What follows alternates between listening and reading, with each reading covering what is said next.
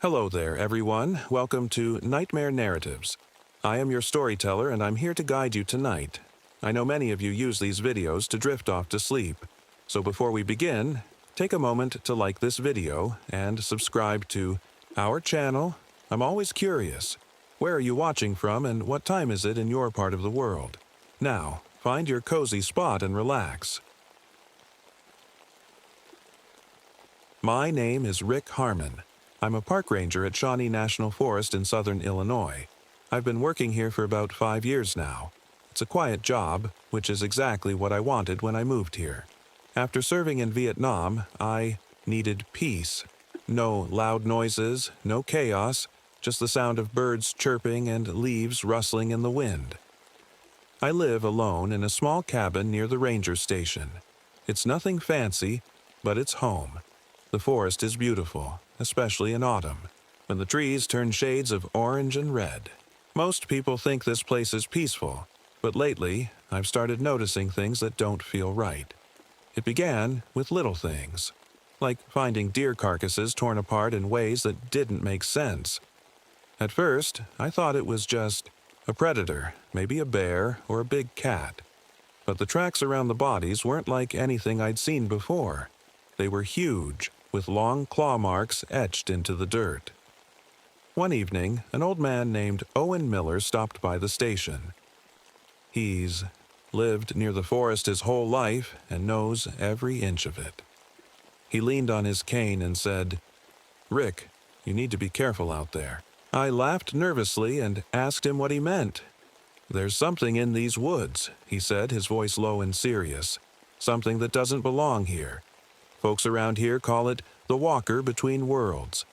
It comes when the nights get longer." I didn't believe him. Owen's always been superstitious, telling stories about ghosts and monsters to scare people. But as he left, I couldn't shake the uneasy feeling his words left behind. That night, as I sat on my porch sipping coffee, I heard something strange. A long, low howl that seemed to echo through the trees. It wasn't like any animal sound I'd heard before. It was deep and guttural, almost human-like. I told myself it was just a coyote, or maybe a wolf passing through. But deep down, I knew something wasn't right. The next morning, I tried to shake off the strange feeling from the night before. I told myself it was nothing, just my imagination running wild. But as I walked through the forest on my patrol, that uneasy feeling came back. The woods were too quiet.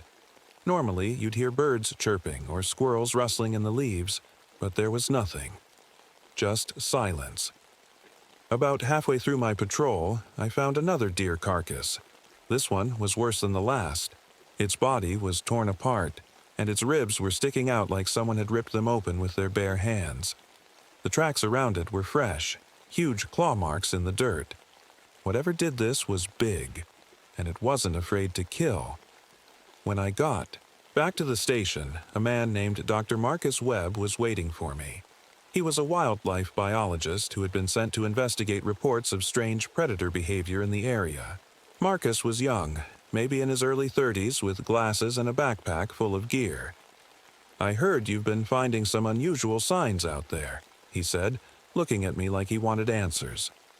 I told him about the deer carcasses and the tracks, and he seemed interested, almost too interested. "I'm going to set up some camera traps near where you found the bodies," he said. "If there's something out there, we'll catch it." That evening, as the sun started to set, Marcus headed into the woods with his equipment.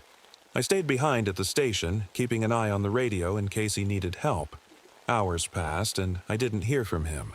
The sun went down, and darkness swallowed the forest whole. At around midnight, Marcus still hadn't returned. I grabbed my flashlight and headed out to look for him. As I walked deeper into the woods, I felt like someone, or something, was watching me. The trees seemed taller and darker than usual, and every sound made me jump. I found Marcus's backpack near a tree, but he wasn't there. His camera traps were smashed to pieces like someone had stomped on them. Next to his backpack was a notebook filled with scribbled notes about large predators and blurry sketches of something that looked like a wolf standing on two legs. I called out for him, but there was no answer. Just that same eerie silence. Chattis. Next day, two campers showed up at the station. Tommy and Jessica Reynolds, a young couple on their honeymoon. They were cheerful and excited about spending time in nature. They told me they'd picked a campsite near a small lake about 3 miles into the woods. "Anything we should know about?" Tommy asked with a grin. I hesitated for a moment before saying no. What could I tell them? That something might be out there? That wouldn't go over well. But as they left with their gear, I couldn't shake the feeling that I should have warned them. That night, as I sat alone in my cabin trying to read a book, I heard that same howl again. Low and guttural, echoing through the trees like it was coming from everywhere at once. I closed my book and stared out into the darkness beyond my window. Something wasn't right. The next morning started like any other. The sun was shining, the air was crisp, and I tried to convince myself that everything was fine. But deep down, I couldn't shake the feeling that something bad was coming. Around noon, I was organizing supplies at the station when the door burst open. Jessica Reynolds stumbled inside, her face pale and her eyes wide with terror. She was shaking so badly she could barely speak. "Help. Please.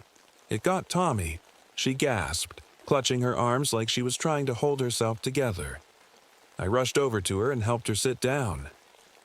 "What happened?" I asked, trying to keep my voice calm even though my heart was racing. She looked at me with tears streaming down her face. "We were sitting by the fire last night when we heard something moving in the trees. At first, we thought it was just an animal, but then it came closer." Her voice cracked and she started sobbing. I waited for her to catch her breath before she continued. "It wasn't an animal," she whispered, her voice trembling. "It looked like a man, but its face, it had a wolf's head." I felt a chill run down my spine. "Where's Tommy?" "Now?" I asked, even though I already knew the answer. She shook her head slowly and buried her face in her hands. "It took him," she whispered. "I ran as fast as I could. I didn't look back." I grabbed my radio and called for backup. Deputy Foster arrived within an hour, along with 2 search dogs and a few volunteers from town. We headed into the woods to look for Tommy. The dogs led us to their campsite near the lake, but what we found there made my stomach turn. The fire pit had been knocked over, and there were deep claw marks gouged into the trees around the site, marks that were higher up than any bear or wolf could reach. We followed the trail deeper into the forest until we found Tommy, or what was left of him. His body was torn apart, just like the deer I'd found earlier, but this time it was worse. His remains were scattered across the ground like someone, or something, had played with him before killing him. One of the volunteers vomited at the sight, and even Foster looked pale as he muttered under his breath, "What kind of animal does this?" The dogs refused to go any further. They whined and pulled at their leashes like they were terrified of whatever lay ahead. As we stood there staring at the gruesome scene, I felt that same eerie silence settle over the forest. The kind that makes your skin crawl because you know you're not alone. Jessica stayed at the station while we continued searching for clues. She kept saying over and over again, "It's not an animal. It's not an animal."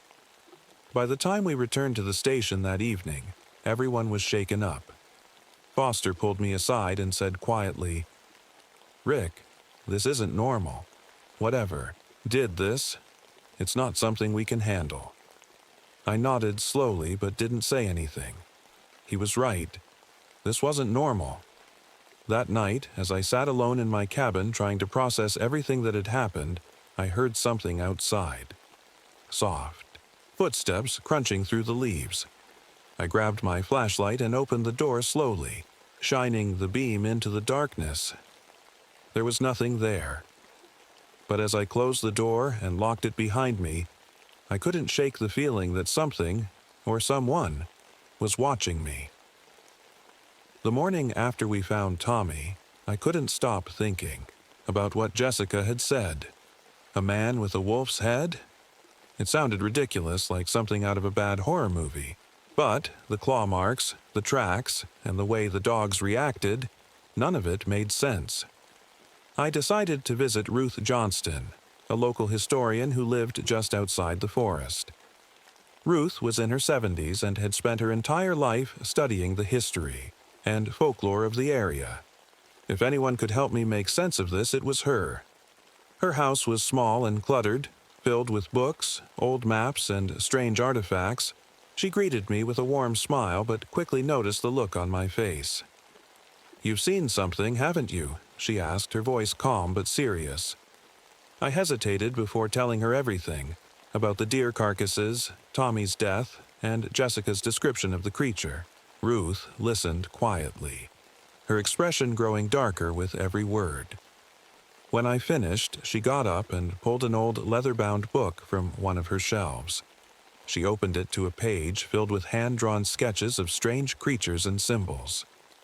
"This isn't the first time this has happened," she said, pointing to one of the drawings. It showed a creature that looked like a wolf standing on two legs, its eyes glowing in the dark.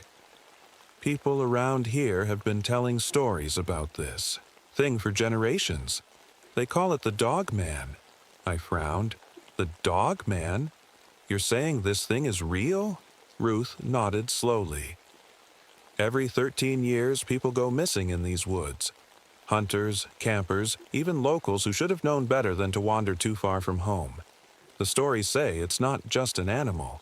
It's something older." "Older?" I asked, feeling a chill run down my spine. She sighed and leaned back in her chair. "Some believe it's a spirit, a guardian of the forest that punishes those who disrespect it. Others think it's a curse passed down through bloodlines. Either way, it's dangerous." She handed me a small wooden charm carved with strange symbols. "Keep this with you," she said firmly. "It won't stop it, but it might give you some protection." I didn't know what to say, so I just nodded and thanked her before heading back to the station. That night, as I sat in my cabin staring at the charm Ruth had given me, I heard something outside again, this time louder than before. It wasn't just footsteps, it was heavy breathing, low and guttural. I grabbed my flashlight and my rifle and stepped outside onto the porch. "Who's there?" I called out into the darkness. For a moment there was nothing but silence. Then I heard it, a voice calling my name. "Rick." It was soft and faint but unmistakable. "Rick, help me." It sounded like my ex-wife, Sarah. My heart started pounding in my chest. Sarah had left me years ago after we couldn't make things work following my return from Vietnam. She wasn't here, she couldn't be here, but the voice kept calling. "Rick, please." I gripped my rifle tighter and stepped off the porch, shining my flashlight into the trees. "Sarah," I called out hesitantly. The voice stopped, and then I saw them. Two glowing eyes staring back at me from between the trees.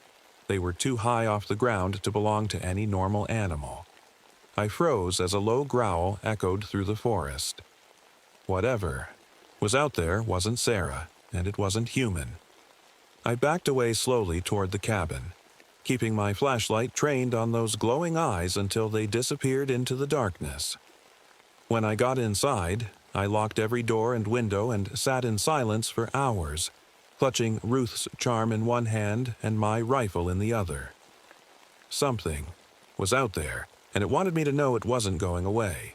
The next day, I barely slept. Every time I closed my eyes, I saw those glowing eyes staring back at me. The voice calling my name still echoed in my head. I couldn't pretend this was just some animal anymore. Whatever was out there wasn't normal. Deputy Foster came by the station that morning to check in. He looked rough, dark circles under his eyes and a bandage wrapped around his arm. "What happened to you?" I asked, pointing at the bandage. He shrugged, trying to play it off. "Something got me last night while I was out checking the perimeter near the campsite. I didn't see what it was, but it came out of nowhere. Fast. I frowned. Did you get a good look at it? Foster shook his head. No, but it wasn't. Small. Rick? And whatever it was, it didn't feel like it belonged out there. Hearing that only made my stomach tighten even more. Foster wasn't the kind of guy to scare easily, but I could see it in his eyes. He was shaken. Later that afternoon, we decided to search the forest together for any signs of the creature, or Marcus Webb, who was still missing. We brought along a couple of volunteers and one of the search dogs, though the poor thing seemed reluctant to go too deep into the woods. About 2 miles in, we stumbled across something strange. A cave hidden behind a cluster of thick bushes. It wasn't marked on any of our maps, and it didn't look like anyone had been there in years. "Think we should check it out?" Foster asked, his hand resting on his holstered gun. I nodded, though every instinct in my body told me to turn around and leave.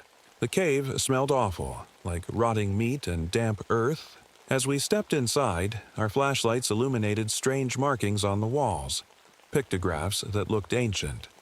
They showed figures that resembled wolves standing upright, surrounded by smaller human shapes. One image showed a wolf man holding what looked like a human heart. "What is this?" Foster muttered, running his fingers over one of the carvings. "I don't know," I said quietly, my voice barely above a whisper. At the back of the cave, we found bones. Lots of them. Some were animal, but others were human. Skulls with teeth marks on them, rib cages cracked open like someone, or something, had been feeding on them. One of the volunteers backed away quickly and muttered, "This isn't right.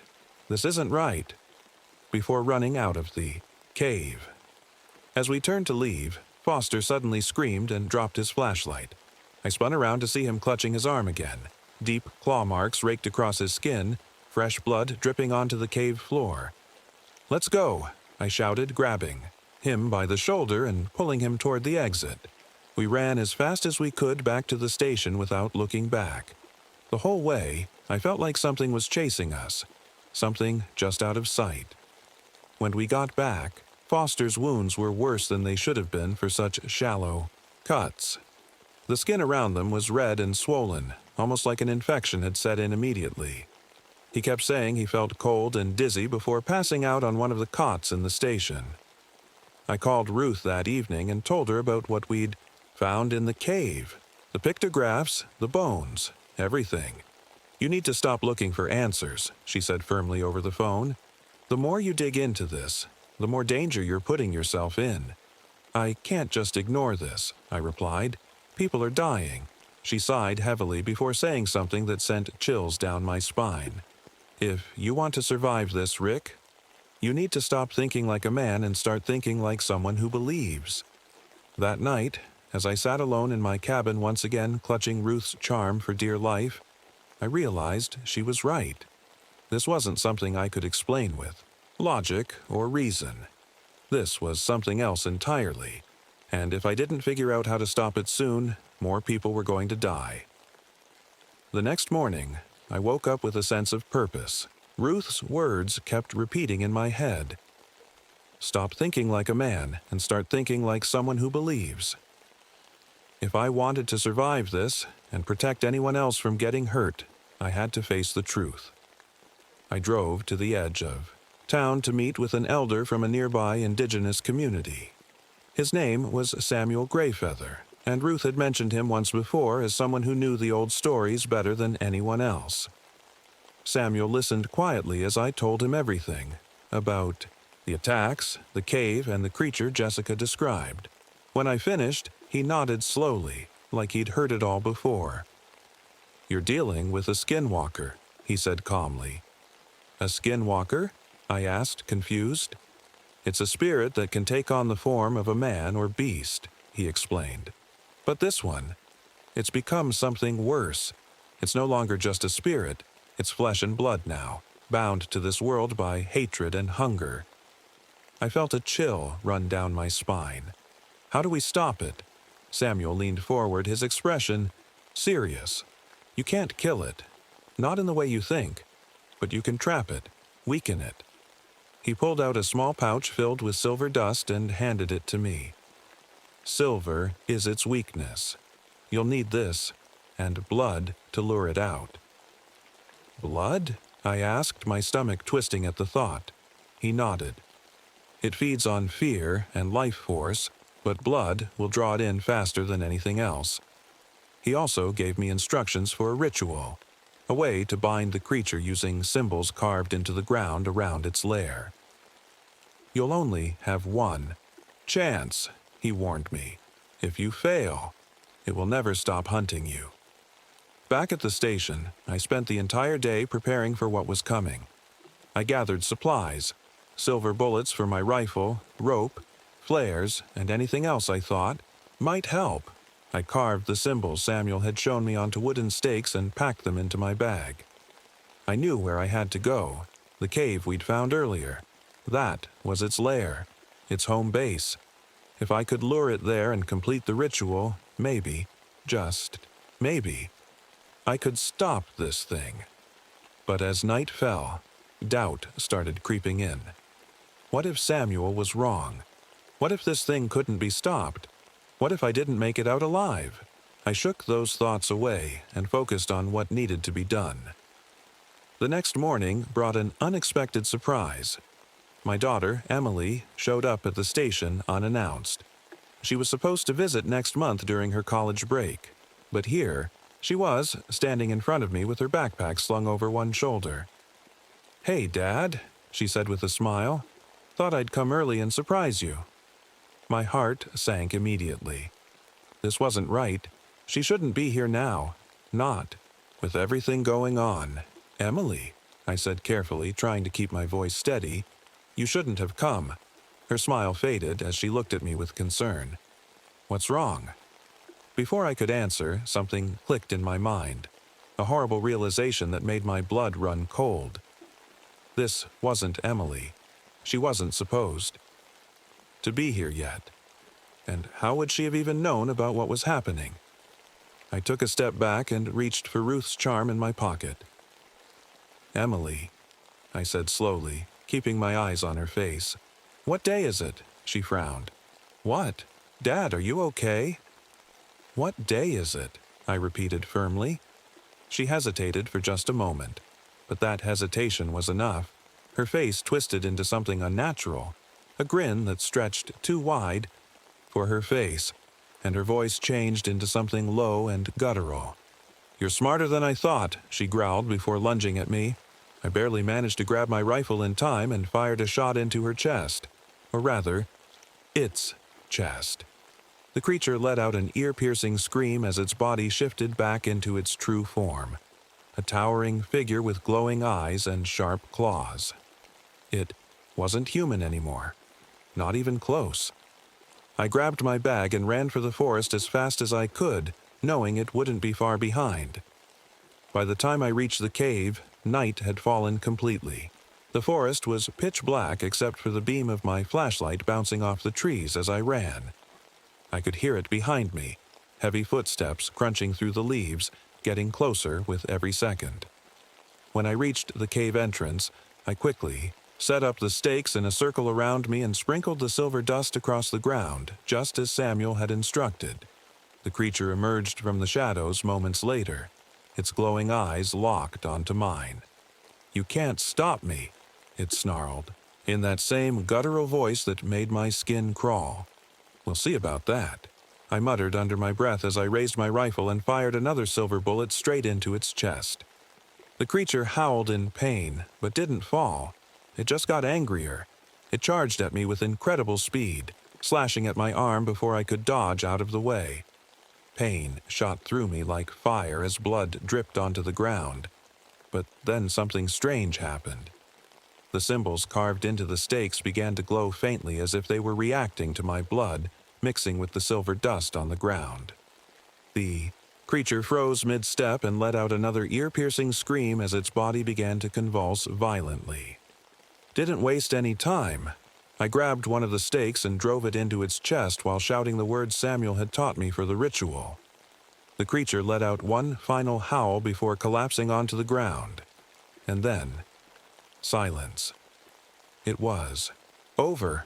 At least, for now. It's been a year since that night in the cave. A lot has changed, but some things haven't. I survived, but not without scars. Both the kind you can see and the kind you can't. The claw marks on my arm healed, but they left behind jagged lines that remind me every day of what happened. The nightmares are worse, though. I still wake up in the middle of the night, hearing that howl or seeing those glowing eyes staring back at me in the dark. After everything, I decided to leave Shawnee National Forest. I couldn't stay there. Not after what I'd seen, not after what I'd done. The memories were too strong, and every shadow felt like it was hiding something waiting to pounce. I moved closer to Emily's college so I could be near her. She doesn't know everything that happened, not the full story, but she knows enough to understand why I left. She visits often, and we've grown closer over the past year. She's been my anchor, keeping me grounded when the memories threaten to pull me under. As for the Dogman, I don't know if it's gone for good. Samuel warned me that rituals like the one I performed don't kill creatures like that. They just bind them, weaken them. He said it might come back someday, maybe in another 13 years, maybe sooner. Sometimes I think I see signs, claw marks on trees when I'm out hiking, strange howls in the distance, but I tell myself it's just my imagination playing tricks on me. At least, that's what I want to believe. I keep Ruth's charm with me at all times now, tucked into my pocket like a lifeline. It's silly, but it makes me feel safer somehow. Life goes on, but I know better than to let my guard down completely. Because, out there, in the dark corners of the world, some things never really go away.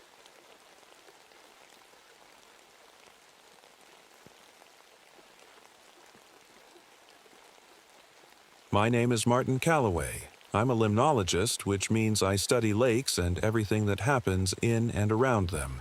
It's not exactly a glamorous job, but it's my life. Or at least it used to be. Now, I'm not sure what's left of me. It all started in late summer of 1954 when I was transferred to Stillwater Basin, a remote lake tucked deep in the Adirondack Mountains of New York. The place was beautiful but eerie, surrounded by ancient hemlock trees that seemed to whisper in the wind. The lake itself was like a mirror, perfectly still most of the time, reflecting the dense forest around it. But there was something about it that didn't feel right. The weather was strange from the moment I arrived. It was unseasonably cold for summer, and a thick fog clung to the surface of the water like it didn't want to let go. Even when the sun came up, the mist stayed put, making it hard to tell where the water ended and the air began. It messed with your eyes, made you feel like you were seeing things that weren't there. The ranger outpost where I stayed was on a little peninsula that jutted into the deepest part of the lake. They'd measured it at 312 feet, deeper than most lakes in this region, but something told me there was more to it than that. The nearest town was 27 miles away, and you could only get there by boat and then hiking through miles of dense forest. In other words, I was completely cut off from civilization. At first, everything seemed normal enough. Quiet mornings with the sound of water gently lapping against the rocks and an occasional loon call echoing across the lake. But even those sounds felt off. The loons' cries were more distressed than usual, like they were warning us about something. One morning, while taking notes on wildlife behavior near the shore, I noticed something strange. A school of trout swam near the surface in perfect, geometric patterns, like synchronized swimmers at an aquatic show. I'd never seen fish behave like that before. It wasn't natural. Then, things got worse. Fish started washing ashore with translucent skin and bulging eyes that looked far too developed for their species. I couldn't identify them. They didn't match anything in my books or research papers. It was as if they'd come from another world entirely. The air pressure dropped suddenly one afternoon while I was out on my boat, causing my ears to pop painfully. The sky above was clear as day, but something about the atmosphere felt heavy, like a storm brewing even though there wasn't a single cloud in sight. The isolation began to creep under my skin after just a few days. The radio barely worked because of the surrounding mountains, and every time I tried calling for updates from headquarters, all I got was static or broken sentences. It felt like Stillwater Basin wanted to keep me here, alone. And then came the first real sign that something was very wrong, a discovery that sent a chill down my spine even colder than the lake's icy waters. I found fish carcasses scattered along the shore one morning while collecting samples. Their bodies were bloated and pale, almost translucent under the weak sunlight filtering through the fog.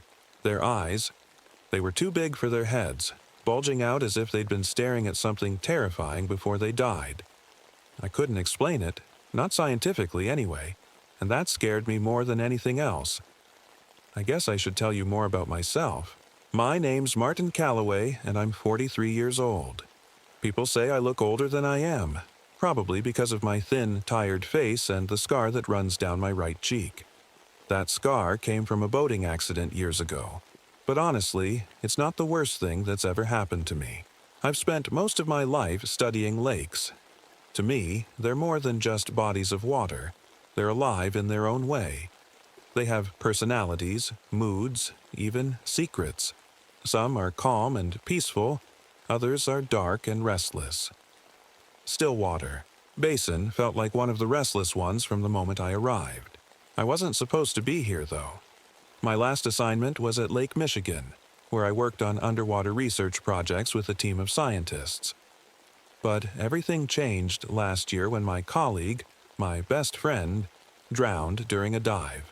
I was there when it happened. I tried to save him, but the water took him before I could reach him. Watching someone die like that, it does something to you. After that, I couldn't stay at Lake Michigan anymore. The memories were too much. So they transferred me here, to Stillwater Basin, thinking a quieter place might help me heal. But healing isn't as simple as moving to a new location. My personal life wasn't much better. My wife left me a few years ago because she said I cared more about lakes than I did about her. Maybe she was right. I don't know. All I know is that water has always been my obsession, even when it cost me everything else. I brought one thing with me to Stillwater Basin that reminds me of my old life, a brass diving compass that belonged to my friend who drowned. It's old and worn, but it still works, or at least it should. Strangely enough, every time I bring it near certain parts of the lake, the needle starts spinning wildly as if it's lost its sense of direction. I wasn't alone out here, not completely anyway. Joseph Mills was with me most days. He's a local fishing guide in his early 50s, who knows this lake better than anyone else. He's not an official ranger like me, but he helps out when he can, fixing boats, tracking wildlife, and sharing stories about Stillwater Basin's history. Joseph told me about an underwater cave system that had been discovered recently, a network of tunnels hidden beneath the lake's surface. It didn't appear on any old maps or surveys, not even in indigenous records of the area. That struck me as odd because caves like that don't just go unnoticed for centuries. Joseph didn't trust the lake, not one bit, and he wasn't shy about saying so. This place has always been strange, he told me one night while we were sitting by the fire outside the outpost. People go missing here more often than they should. I didn't believe him at first, not entirely anyway, but there was something about his tone that stuck with me. He wasn't trying to scare me. He was just telling me what he knew. Stillwater Basin had a way of making you feel small and insignificant, like you were being watched by something ancient and powerful.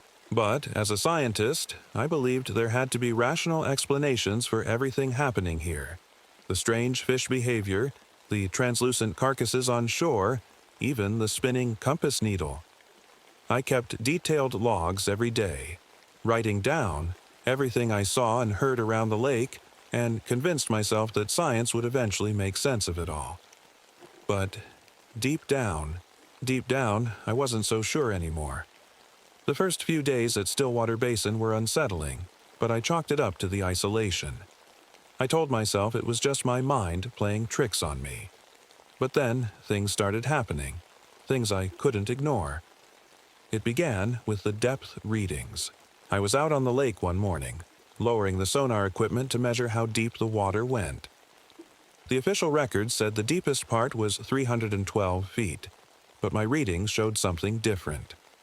The sonar kept going past 500 feet, then 600, until it couldn't measure anymore. It was like the lake had no bottom.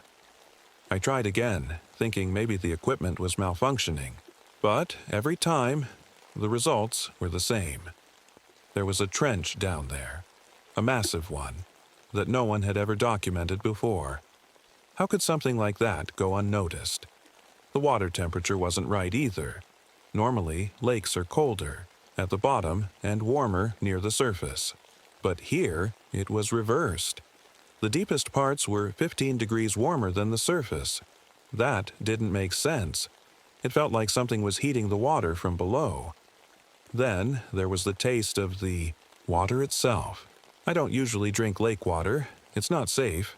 But one day I accidentally got some in my mouth while collecting samples. It tasted metallic, almost like blood. I tested it for contamination but found nothing unusual, except for higher than normal electrical conductivity. That didn't make sense either. Joseph noticed strange tracks near the shoreline one morning while we were out checking fishing nets. They weren't animal tracks, not like anything we'd seen before. They were wide and deep, like something heavy had dragged itself out of the water and into the forest. The marks disappeared into the trees, leaving us wondering what could have made them. At night, things got even stranger. I'd set up underwater microphones to record fish movements and lake currents, but instead of normal sounds, I picked up something else, rhythmic vibrations that sounded like heartbeats. They started, slow at first but got faster and louder as each night passed. Then there were the columns of water. Sometimes during my observations I'd see thin streams of water rising straight up from the lake's surface, defying gravity, and then collapsing back down as if they'd never been there. Joseph saw them too, but neither of us could explain it. The local wildlife seemed to sense something was wrong as well. Deer refused to drink from the lake anymore. They'd rather die of thirst than go near it. We found their bodies scattered around the forest, their mouths dry and cracked from dehydration. One night, I saw something that made my skin crawl. The sky above was cloudy, no stars visible, but when I looked at the lake's surface, I saw a perfect reflection of stars shimmering in the water. It wasn't possible. The stars weren't there, but somehow they appeared in the lake as if it had its own version of the night sky. By this point, I couldn't deny it anymore. Stillwater. Basin wasn't just strange, it was wrong. I didn't see it at first, I only felt it. It was early morning, and I was out on the lake in my boat, checking water samples near the deepest part. The fog was thicker than usual, wrapping around me like a blanket. The air was so still that even the sound of my oars dipping into the water felt loud. That's when I noticed it. The silence. The birds had stopped calling, and even the water seemed quieter than usual. I leaned over the side of the boat to collect a sample when something caught my eye. A pale shape moving beneath me. At first, I thought it was a trick of the light, or maybe a school of fish swimming together. But as it moved closer, I realized it wasn't fish. It was one massive creature. It stayed deep enough that I couldn't make out all the details, but I could see its pale, translucent skin glowing, faintly in the water. It was huge, bigger than any animal I'd ever seen in a lake, and its limbs were long and overdeveloped, almost human-like, but not quite. I froze, my hands gripping the edge of the boat so tightly my knuckles turned white. My heart pounded in my chest as I watched it glide silently beneath me. It didn't seem to notice me, or maybe it did and just didn't care. When it finally disappeared into the depths, I let out a shaky breath and tried to convince myself it wasn't real. But deep down, I knew better. The next time I felt its presence was during a dive later that week. Joseph had been warning me not to go into the water. He said something about bad luck and cursed places, but I couldn't resist. I needed answers. As soon as I submerged myself in the lake, I felt it again. That strange sensation like thousands of tiny hooks pulling at my skin. The water felt heavier around me, almost alive, like it was trying to keep me there. I didn't see the creature this time, but I knew it was close. The currents shifted suddenly, pulling me deeper even though I wasn't moving my body. It took every ounce of strength to swim back to the surface. When I climbed back into the boat, Joseph was waiting for me on shore with a worried look on his face. "You shouldn't have gone in," he said quietly. "This lake doesn't like strangers." The creature revealed more of itself over time, its hunting techniques, its intelligence, and each encounter left me more terrified than before. It didn't attack outright. Instead, it stalked us from below, circling our boats for hours without making a sound. Sometimes we'd hear strange noises coming from the water, like metal grinding or whispers, but when we looked down, there was nothing there. One night, while Joseph was fishing near the shore, his boat suddenly stopped moving. The engine had been disabled, not broken, but deliberately tampered with. When he looked over the side to check what had happened, he saw something that made him scream. A humanoid shape made entirely of water standing on the shoreline. It wasn't real, not in the way we understand, but it looked so much like a drowning victim calling for help that Joseph nearly jumped in to save it before realizing what it was. The creature wasn't just intelligent, it was manipulative. It knew how to play with our minds and use our fears against us. By the time Joseph and I realized what we were dealing with, it was already too late to leave. The lake wouldn't let us go, not without a fight. Joseph had always been wary of Stillwater Basin, but after his boat was sabotaged and he saw that watery figure on the shore, his fear turned into something else, something deeper. He started talking about the lake like it was alive, like it had a will of its own. At first, I thought he was just shaken up, but the more I saw, the more I started to believe him. The creature wasn't just some mindless animal. It was smart, too smart. It knew how to disable our equipment, how to lure us into traps, and how to make us doubt ourselves. And it wasn't alone.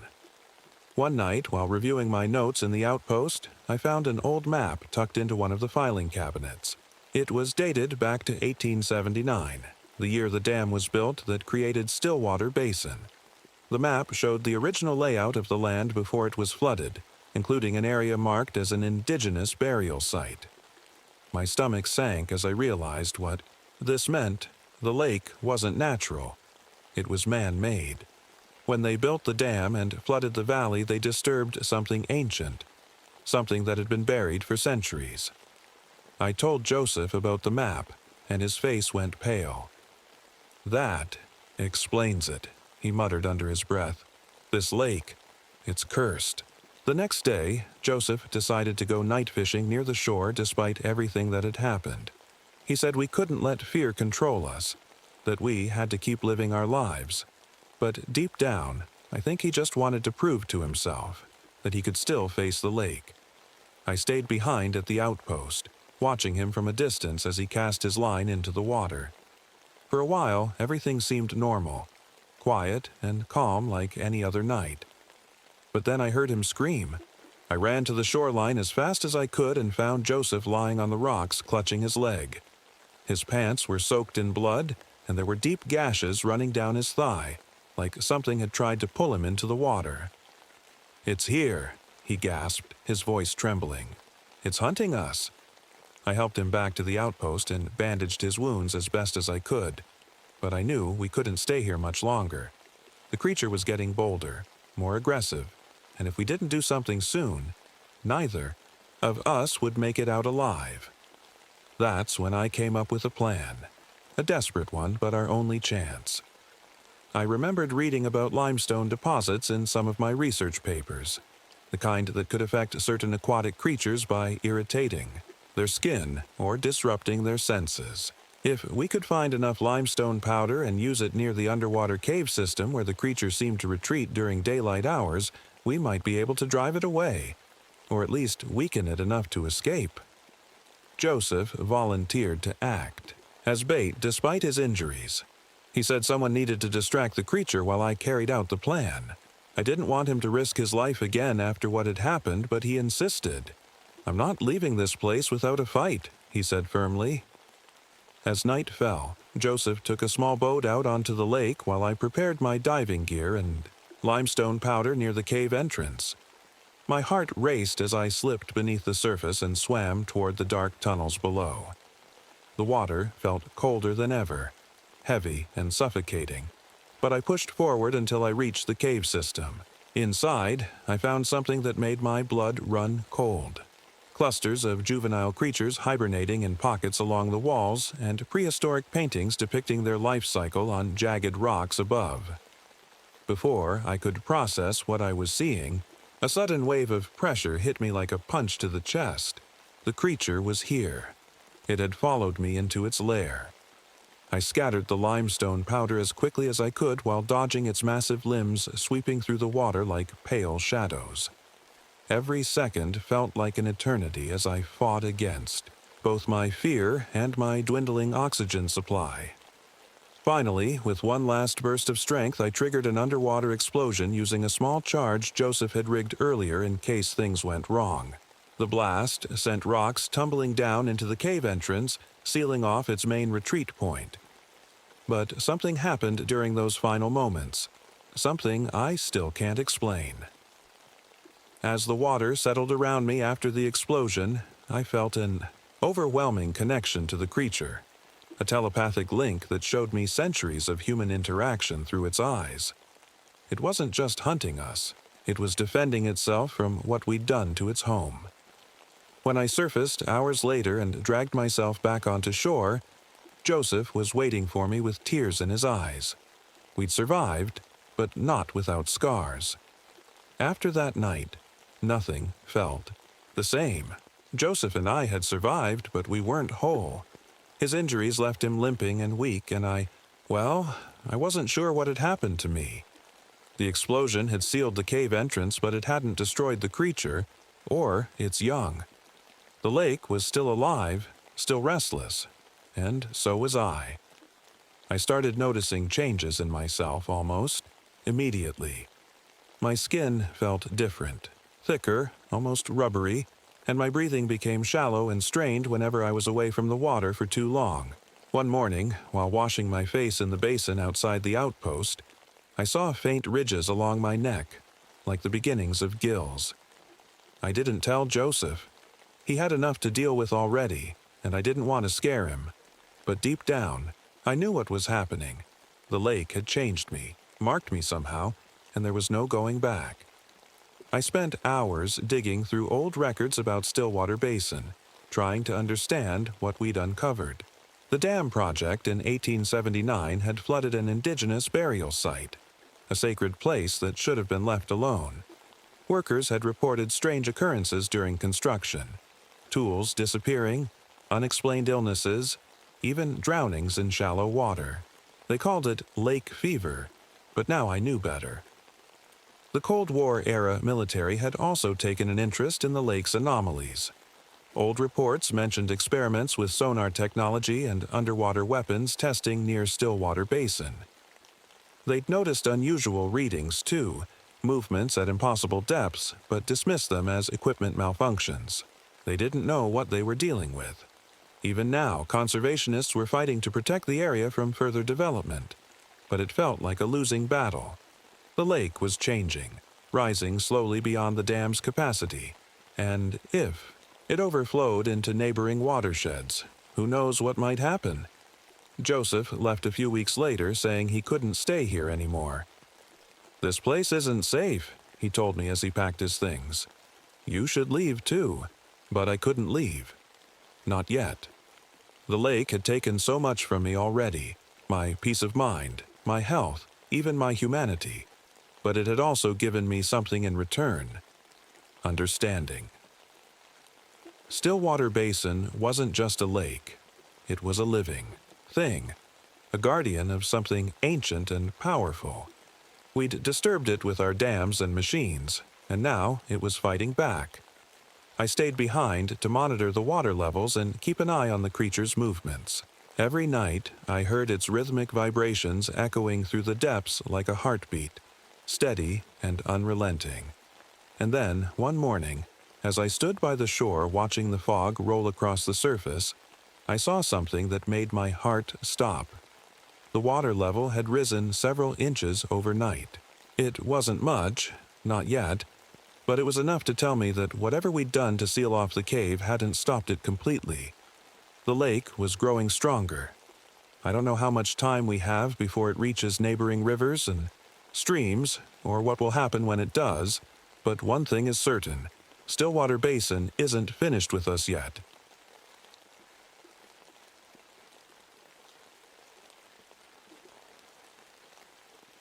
My name is Richard Holloway, but most people call me Rick.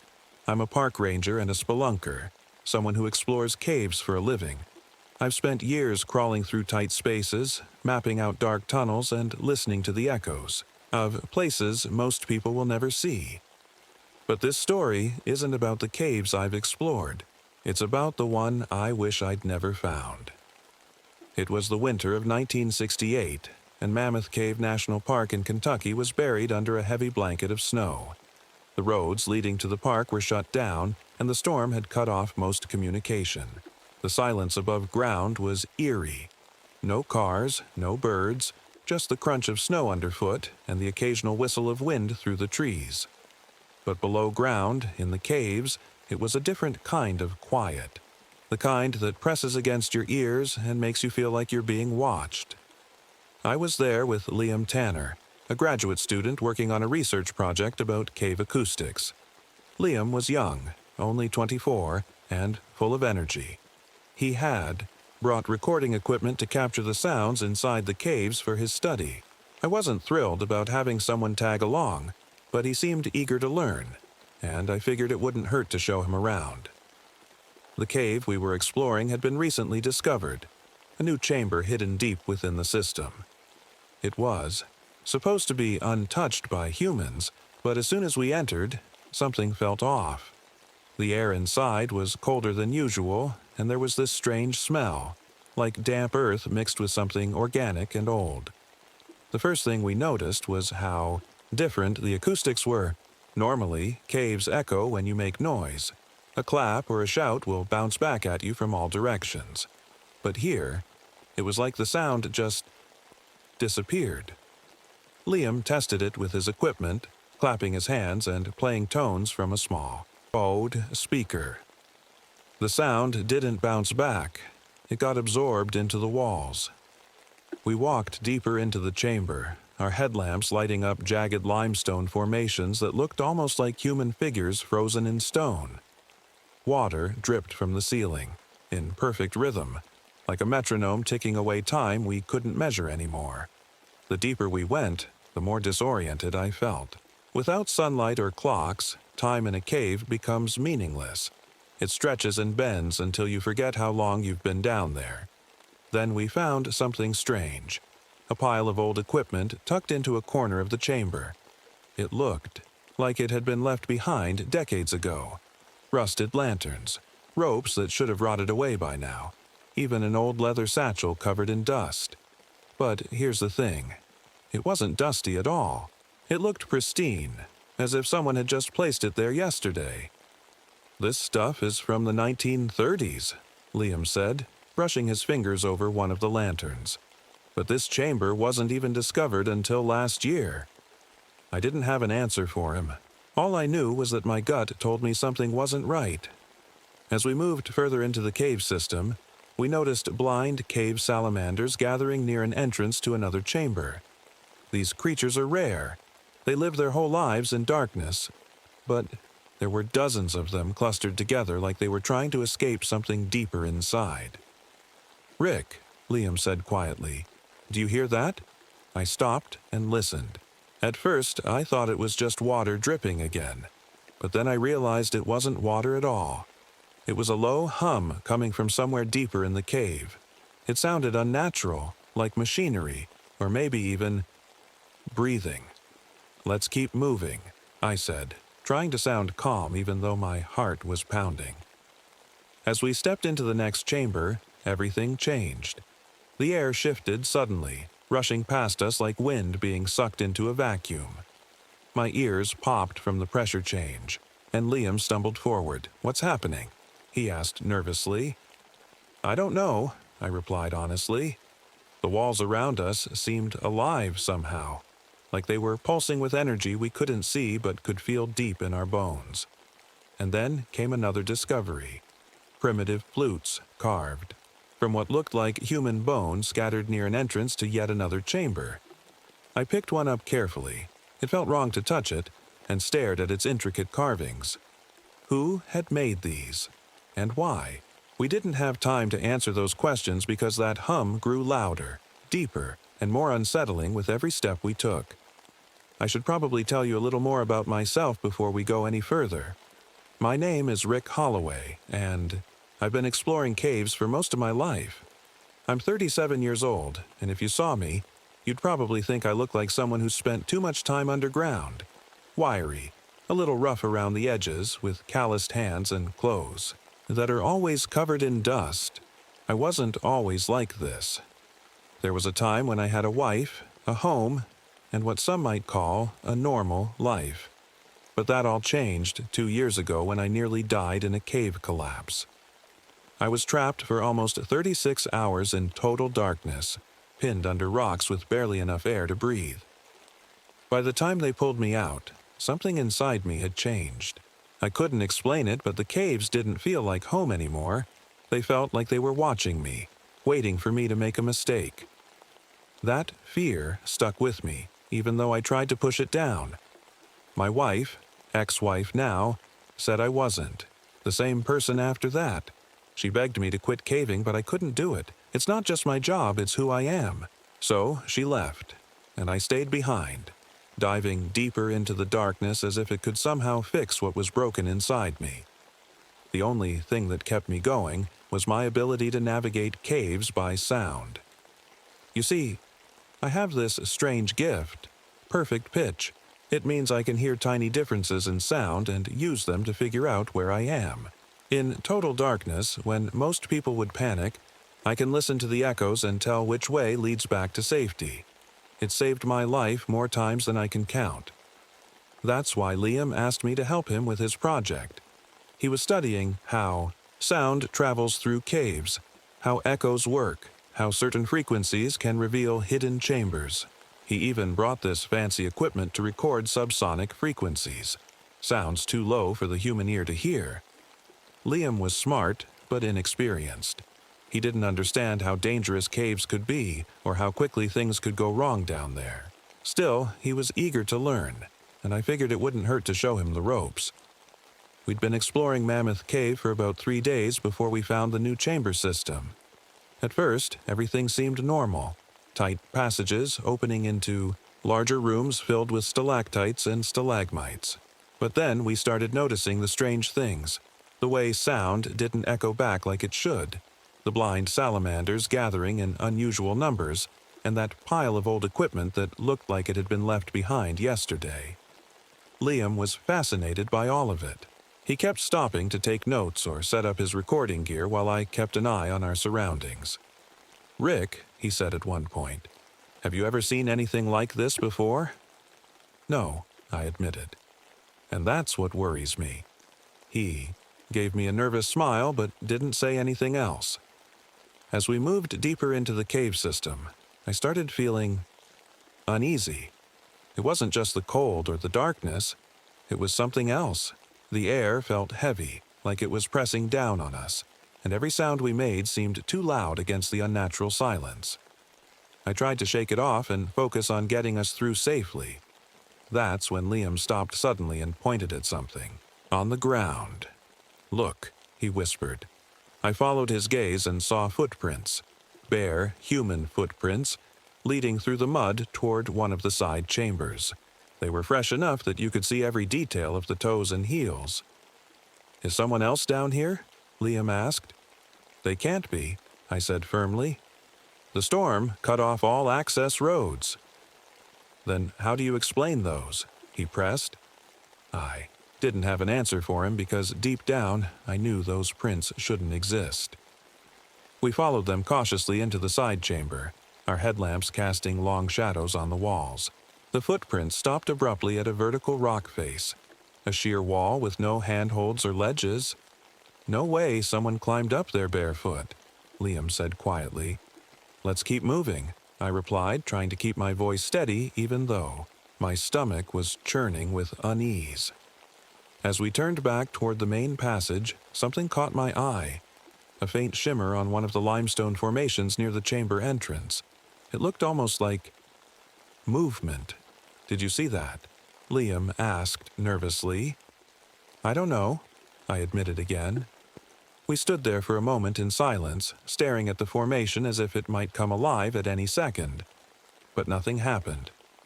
Let's go, I said finally, leading him back toward our original path. But as we walked away from that chamber, one thought kept nagging at me. If those footprints weren't ours, whose were they? We kept moving deeper into the cave, but something about the air had changed. It wasn't just cold anymore. It felt alive, like it was shifting around us.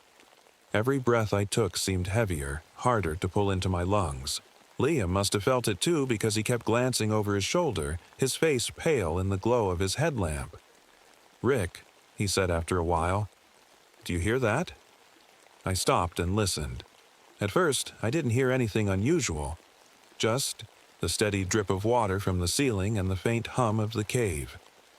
But then I noticed something else. It was a low, deep sound, almost like a vibration, coming from somewhere far ahead of us. It wasn't natural. Caves don't make sounds like that. Yeah, I said quietly. I hear it. Liam pulled out his recording equipment and set it up on a flat rock. He turned a few dials and adjusted the microphone, his hands shaking just enough for me to notice. It's subsonic, he said, after a moment. Too low for most people to hear, but it's there. What's causing it? I asked. He shook his head. I don't know. We stood there for a minute, listening to that strange hum as it seemed to grow louder and deeper, like it was coming closer. I wanted to turn back right then and there, but something kept pulling me forward. Curiosity, maybe, or just plain stubbornness. As we moved further into the cave system, the hum faded slightly, but the unease didn't go away. In fact, it got worse. The next chamber we entered was massive, easily the size of a small cathedral, with walls that stretched so high our headlamps couldn't reach the ceiling. The floor was slick with mud and scattered with strange objects. Bones, mostly animal, but some that looked disturbingly human. And near the center of the chamber were several primitive flutes carved from what looked like bone. Liam picked one, up carefully and held it under his light. These are ancient, he whispered. Maybe pre-colonial. Put it down, I said sharply, my voice echoing louder than I intended. He looked at me, startled, but did as I asked. There was something about those flutes that made my skin crawl, like they weren't meant to be touched or even looked at for too long. I couldn't explain why. I just knew we needed to keep moving. As we crossed the chamber, Liam's equipment started acting up again. The microphone picked up faint whispers, words in a language neither of us could understand. But when we stopped, to listen with our own ears, there was nothing there. Must be interference, Liam muttered, though he didn't sound convinced. Interference from what? I asked. He didn't answer. Then we saw them. More footprints in the mud. They were barefoot like before, but fresher this time. So fresh that water was still pooling in them as if someone had just walked through moments ago. Rick, Liam started, but I cut him off. I know, I said. Let's keep going. The footprints led us into another narrow passage where the walls seemed to close in tighter with every step we took. The air here was even heavier than before, and the hum had returned. Louder now and almost rhythmic, like a heartbeat. That's when we found the tracks on the walls. At first, I thought they were scratches or marks left by animals. But then I realized they were footprints, bare human footprints, leading straight up a vertical rock face as if someone had walked up it like it was flat ground. "That's not possible," Liam whispered. "No," I agreed. "It's not." We stood there staring at those tracks for what felt like forever before Liam finally broke the silence. "Rick, what if we're not alone down here?" I didn't answer because deep down, I already knew he was right. We kept moving forward, because turning back didn't feel like an option anymore, not with whatever was behind us leaving those prints on the walls. But every step we took seemed harder than the last, like something was trying to push us back or pull us deeper into. The cave, I couldn't tell which. Then came the echoes. At first, they sounded normal, just our voices bouncing off the walls as we spoke quietly to each other. But then they started changing.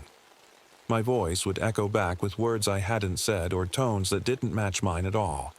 Sometimes it sounded like someone else entirely, a voice too deep or too high-pitched to be mine or Liam's. "You heard that too, right?" Liam asked after one particularly strange echo came back with what sounded like laughter mixed into it. "Yeah," I said tightly. "I heard it." We tried testing it out by staying silent for a moment and then clapping, our hands or stomping our feet on the ground. The echoes came back wrong every time, delayed by seconds too long or distorted in ways that made my stomach twist with unease. And then came the final straw, the thing that made me realize we were in serious trouble. I called out Liam's name as he walked ahead of me into another chamber, a simple, "Hey Liam," to get his attention. But when my voice echoed back from deeper in the cave, it wasn't alone. It came back with another voice layered on top of mine, a voice that sounded exactly like Liam saying something I couldn't quite make out, but knew wasn't right. Liam froze in place and turned to me slowly, his face pale as a ghost. "That wasn't me," he whispered. "I know," I said quietly, and for the first time since we entered that cave, I felt real fear settle into, my chest like a weight I couldn't shake off. We didn't say anything for a while after that. What could we say? The sound of Liam's voice coming back from the cave, layered over my own, wasn't something we could explain. And the worst part was, it felt like the cave was listening to us, like it was waiting. We kept moving, but the tension between us was thick. Liam stayed close behind me now, his usual curiosity replaced by quiet fear. His recording equipment hung at his side, forgotten for the moment, as if even he didn't want to know what it might pick up. The passage we were in opened into another chamber, smaller this time but with walls that seemed to shimmer under our headlamps. At first, I thought it was just moisture or minerals reflecting the light, but then I realized it wasn't the walls themselves. It was the air around them. It looked like heat waves rising off asphalt on a hot day, except there was no heat here, just cold and silence. And then I saw it. It wasn't clear at first, just a faint distortion in the air, like a ripple moving through water. But as it got closer, it began to take shape. It was tall, impossibly tall, with long limbs that seemed to stretch and bend in ways that didn't make sense. Its body was translucent, almost invisible except for the way it warped everything around it. But what stood out most were its ears, or what I thought were ears. They were huge and overdeveloped, curving outward like satellite dishes. And they moved constantly, twitching and turning toward every little sound we made. "Rick," Liam whispered behind me, his voice trembling. "What is that?" "I don't know," I said quietly. My eyes locked on the thing as it moved closer. It didn't walk like we did. It glided silently over the ground, its elongated limbs barely brushing against the floor. And as it moved, the hum we'd been hearing grew louder, vibrating through my chest like a low drumbeat. I motioned for Liam to stay still and slowly backed away from the creature. But then Liam's foot slipped on a patch of wet rock, and the sound echoed through the chamber like a gunshot. The thing froze. Its ears twitched violently toward us, and for a moment, everything went completely silent. No hum, no dripping water, Nothing. Then it turned its head, or what I assumed was its head, toward us. I don't know how to explain what happened next because I've never experienced anything like it before, or since. It didn't make a sound, not directly, but somehow my ears felt like they were being pulled apart from the inside. The pressure was unbearable, and I dropped to my knees, clutching my head as a wave of nausea hit me. Liam wasn't any better. Off. He stumbled backward against the wall, his face pale and his hands covering his ears. The thing moved closer now, its body rippling with every step, or glide, it took. And then I realized what it was doing. It wasn't just making sound, it was canceling ours out entirely. Every noise we made, our breathing, our shuffling feet, was swallowed up by this void around it. I reached for my belt where I kept my tuning fork, a small brass tool I used to test cave acoustics. It wasn't much of a weapon, but it was all I had. My hands were shaking so badly I could barely hold on to it as I struck it against a nearby rock. The sound rang out, a clear, pure tone that cut through the oppressive silence like a knife. The creature recoiled instantly, its body rippling violently as if the sound had hurt it. The hum disappeared for a moment, replaced by an almost human-like wail that sent chills down my spine. "It doesn't like that," Liam said weakly from where he was slumped against the wall. "No kidding," I muttered, striking the tuning fork again and holding it out in front of me like some kind of shield. The creature backed away slightly but didn't leave entirely. It stayed just out of reach, watching us, or listening to us, with those massive ears. "We need to move," I said urgently to Liam. "Now." He nodded and pushed himself to his feet unsteadily. Together, we backed out of the chamber and into another narrow passageway. The creature didn't follow right away but stayed in the chamber as if testing whether we'd make more noise. But as soon as we started moving again, our boots crunching against loose rocks, it began gliding. After us silently. "Rick," Liam said breathlessly behind me, "it's following us." "I know," I replied through gritted teeth. Every time we made even the slightest sound, whether it was a cough or a scuff of our boots, the creature seemed to grow stronger somehow. Its movements became more fluid, more deliberate, and worse yet, it started mimicking us. At first, it was subtle, an echo of Liam's voice calling my name from somewhere deeper in the cave when he hadn't spoken at all. But then it got bolder. "Rick," a voice called from ahead of us. A perfect copy of Liam's voice, but coming from somewhere impossible. "It's not me," Liam hissed urgently when he saw me freeze in place. "I know," I snapped back quietly. We kept moving as fast as we could without making too much noise. A nearly impossible task in a cave where every step echoed endlessly. But no matter how far we went, or how carefully we moved, that thing stayed right behind us. And then came its final trick, the one that nearly broke me entirely. As we entered another chamber, a smaller one with jagged walls and no visible exit, the creature stopped following us directly and instead began producing sounds that weren't just echoes anymore. They were memories. My memories. I heard my ex-wife's voice arguing with me about why I wouldn't quit caving. The exact words she'd said on the night she left me 2 years ago. Then came another sound, the rumble of rocks collapsing during my near-death experience in that other cave, the one that had left me scarred both physically and mentally. It wasn't just replaying these sounds, it was twisting them somehow, making them louder or softer at just the right moments to mess with my head even more. "Rick," Liam shouted suddenly from behind me, snapping me out of whatever trance I'd fallen into. "It's coming." I turned just in time to see the creature gliding toward us again, faster this time, and realized we were running out of options fast. We had no choice but to run. The creature was closing in, and the narrow passage behind us left no room for escape. My heart was pounding so hard it felt like it might burst out of my chest, but I forced myself to focus. There had to be a way out of this. There had to be. "Liam, stay close," I shouted, my voice echoing wildly in the chamber. The creature responded immediately. My voice came back at me from deeper in the cave, warped and distorted, almost mocking. It wasn't just repeating my words. It was twisting them, layering them with tones that made my skin crawl. Liam stumbled beside me, clutching his ears. "Rick, I can't. My head. It's too loud."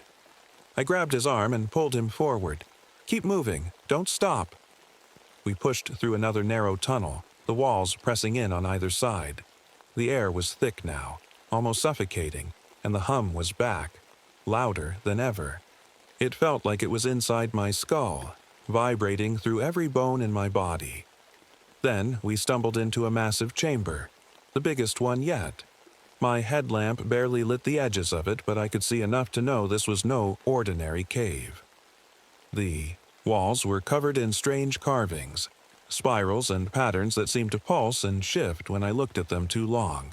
In the center of the chamber was a massive limestone formation shaped like a perfect dome. And that's when it hit me. This whole cave. I whispered more to myself than to Liam. "It's not natural." "What are you talking about?" Liam asked, his voice shaking. "It's a structure," I said, my mind racing as I pieced it together. "An ancient structure, built to amplify sound." Liam stared at me, confused and terrified. "What does that mean? How does that help? Us?" I didn't have time to explain because the creature was here. It glided into the chamber behind us, its translucent form shimmering in the dim light. Its massive ear-like structures twitched and turned toward every sound we made, feeding off our fear. I gripped my tuning fork tightly, my knuckles white. It was the only thing we had that seemed to affect it, but I knew it wouldn't be enough. On its own. "Liam," I said urgently, turning to him, "we need to use this chamber against it." "What?" he asked, his eyes wide. "This place amplifies sound," I explained quickly. "If we can create the right frequency, something strong enough, it might disrupt the creature completely." "How?" he asked desperately. I looked around the chamber and spotted a cluster of rocks near the dome-shaped formation in the center. They were smooth and hollow-looking, the kind of rocks that could carry sound far and wide if struck correctly. "I'll use the tuning fork," I said, already moving toward the rocks, "but I need you to keep it distracted." "Distracted?" Liam's voice cracked with panic. "How am I supposed to do that?" "Make noise," I said simply. "Anything loud enough to keep its attention on you." Liam hesitated for a moment, his fear written all over his face. But then he nodded, swallowing hard. "Okay," he said quietly. "Okay." As Liam started clapping his hands and shouting, his voice echoing wildly through the chamber, I struck my tuning fork against one of the hollow rocks near the dome. The clear tone rang out like a bell, cutting through the oppressive hum of the creature. The effect was immediate. The creature recoiled violently, its body rippling as if in pain. But it didn't retreat. It turned toward me instead, its massive ears twitching furiously. "Rick!" Liam shouted from across the chamber. "It's coming for you!" I struck the tuning fork again and again, each time aiming for a different rock around the dome. The sounds bounced off each other, creating an overlapping resonance that seemed to confuse and disorient the creature. But it wasn't enough. The creature let out a sound of its own, a deep, guttural roar that wasn't just heard but felt. It hit me like a physical force, knocking me backward onto the ground. My ears rang painfully, and for a moment, I couldn't hear anything but high-pitched static. "Rick!" Liam screamed again. I forced myself to get up, clutching my head as I stumbled back toward the rocks. My left ear felt wet. I didn't need to touch it to know it was bleeding, but I couldn't stop now. With shaking hands, I struck the tuning fork one last time against the largest rock near the dome. The sound that followed wasn't just loud, it was overwhelming. It filled every corner of the chamber, vibrating through my bones and making my vision blur. The creature froze mid-glide, its body convulsing violently as if it were being torn apart from within. Its translucent form began to flicker and distort like a bad signal on an old TV set. And then it shattered. There was no explosion or dramatic collapse, just a sudden silence as its form dissolved into nothingness before my eyes. For a moment, neither Liam nor I moved or spoke. The only sound was our ragged breathing echoing softly through the chamber. "Is it gone?" Liam asked finally, his voice barely above a whisper. "I think so," I said hoarsely. But even as I said it, even as relief started to wash over me, I couldn't shake the feeling that something wasn't right. Didn't waste any time getting out of the cave. Liam was pale and shaking, clutching his equipment like it was the only thing keeping him grounded.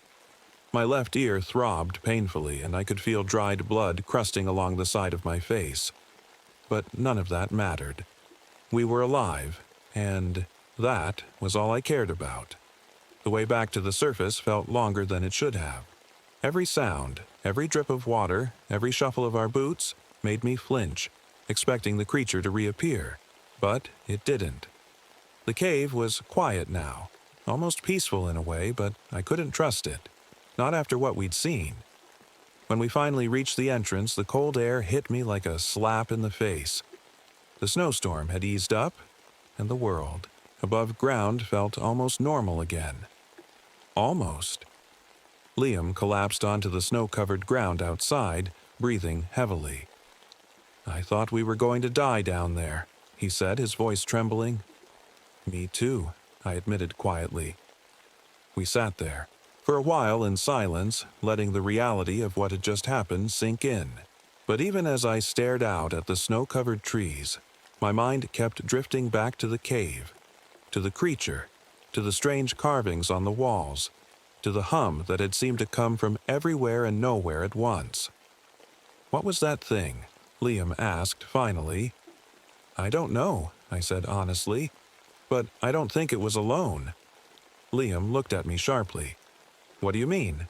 I hesitated before answering. "The sounds. They weren't just coming from one place. They were layered, like there were more than one source." "You think there's more of those things?" he asked, his voice rising with panic. "I don't know," I said again. "But if this cave system was built to amplify sound, maybe it wasn't just for humans." Liam didn't say anything after that. He just stared at me with wide eyes, his fear written all over his face. As we packed up our gear and started. Heading back toward civilization, I couldn't stop thinking about what we'd found down there, and what it meant. The carvings on the walls weren't random. They were deliberate. Someone, or something, had built that chamber system for a reason. Later, when I had time to think more clearly, I started piecing together what little I knew about Mammoth Cave's history. Native American legends spoke of caves where music should never be played, places where sound could awaken something ancient and dangerous. And during World War II, scientists had experimented with acoustic weapons, devices designed to incapacitate enemies using sound waves alone. Even more, recently, researchers studying lunar communication had tested advanced acoustic technology in caves like Mammoth because their properties mimicked conditions on other planets. It all connected somehow, the legends, the science, the creature we'd encountered. But no matter how hard I tried to make sense of it, one question kept haunting me. What if we hadn't destroyed it? What if we'd only disrupted it temporarily? A week later, as I sat alone in my small cabin near the park, Liam sent me one final recording from his equipment, the last file it had captured before we escaped the cave. At first, it sounded like nothing, just static mixed with faint echoes of our voices as we ran through the tunnels. But as I listened closer, I heard something else. Harmonic patterns layered beneath the static, patterns that didn't belong to us. And then came the hum, the same deep vibration that had followed us through the cave. But this time, it wasn't alone. There were multiple frequencies now, dozens of them, and they seemed to shift and overlap, like voices speaking in an ancient language no human could understand. I turned off the recording and sat there in silence for a long time. Whatever we'd encountered down there, it wasn't gone. And somehow, I knew it never would be.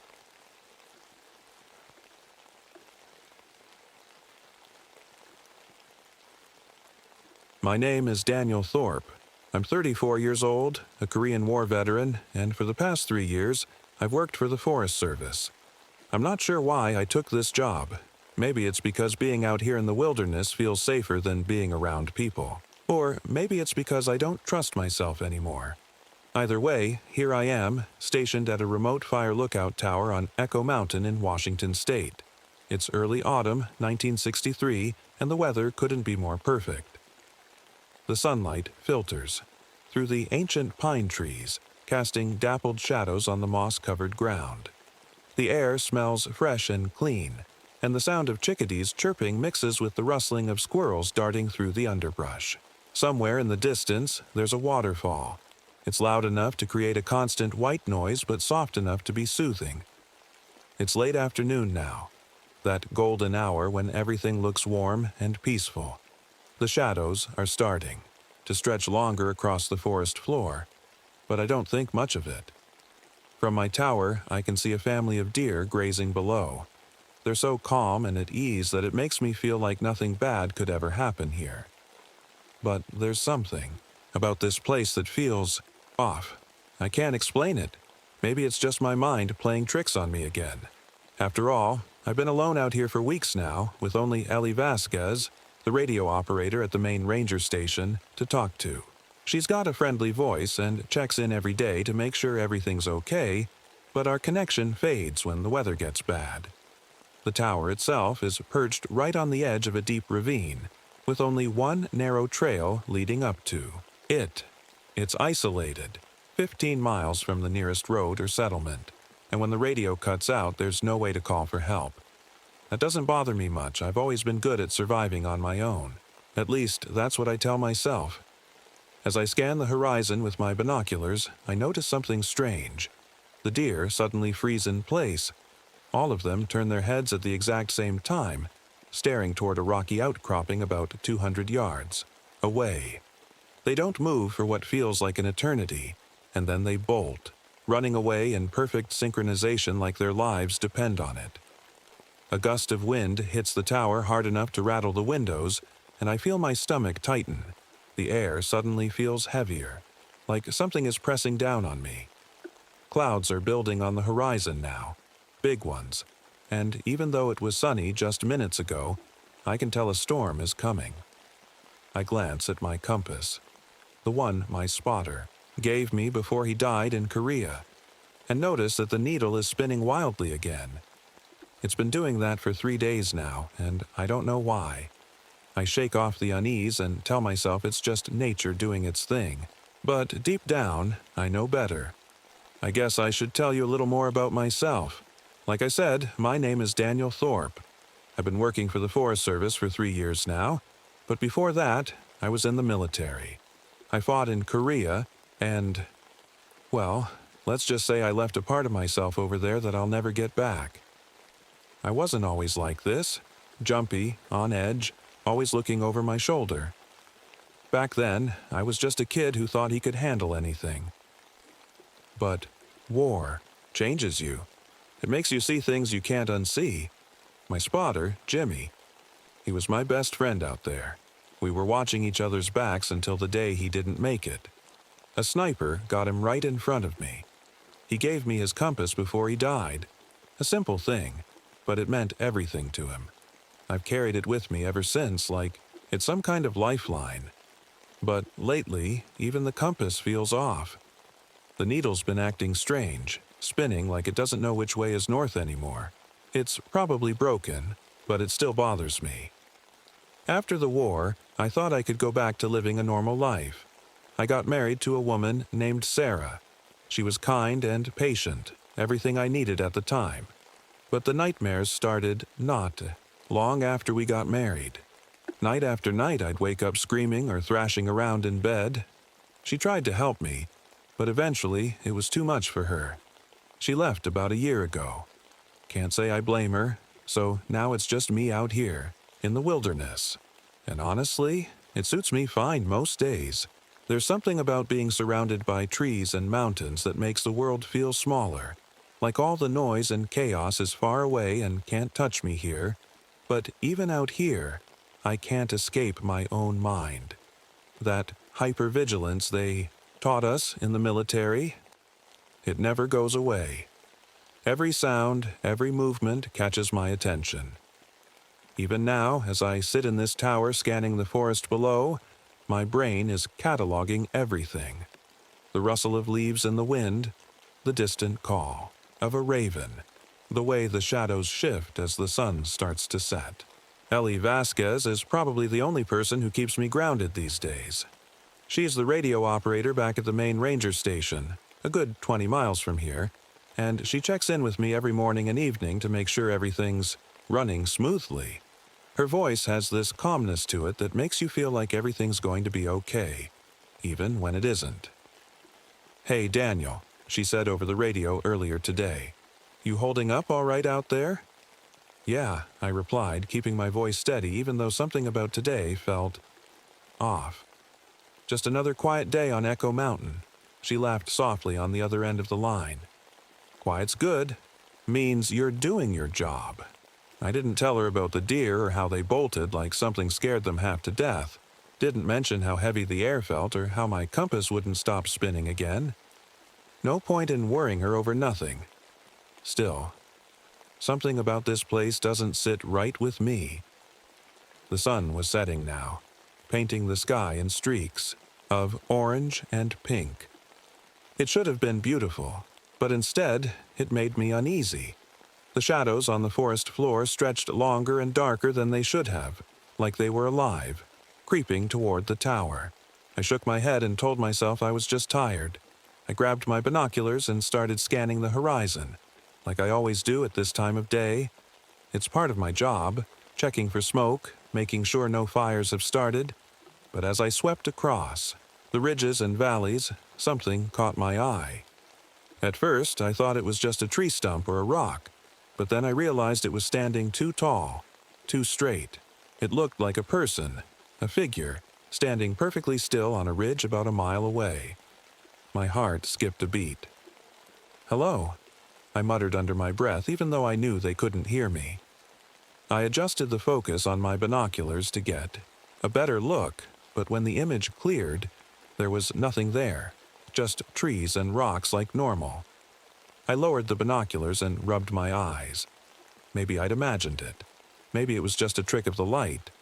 But when I looked again, that part of the ridge felt wrong somehow, like the air around it was heavier, darker. I tried to shake it off and went back to scanning the forest, but something wasn't right. The usual sounds of the wilderness, the birds chirping, the squirrels rustling in the underbrush, were gone. Completely gone. The silence was so loud it made my ears ring. I leaned out over the railing of the tower and listened harder, hoping to hear anything. A breeze through the trees, a distant animal call. But there was nothing, just that heavy, suffocating silence. Then I smelled it, a sharp metallic tang in the air like wet copper mixed with ozone. It hit me so suddenly that I gagged and had to cover my nose with my sleeve. The smell didn't belong here. It wasn't natural.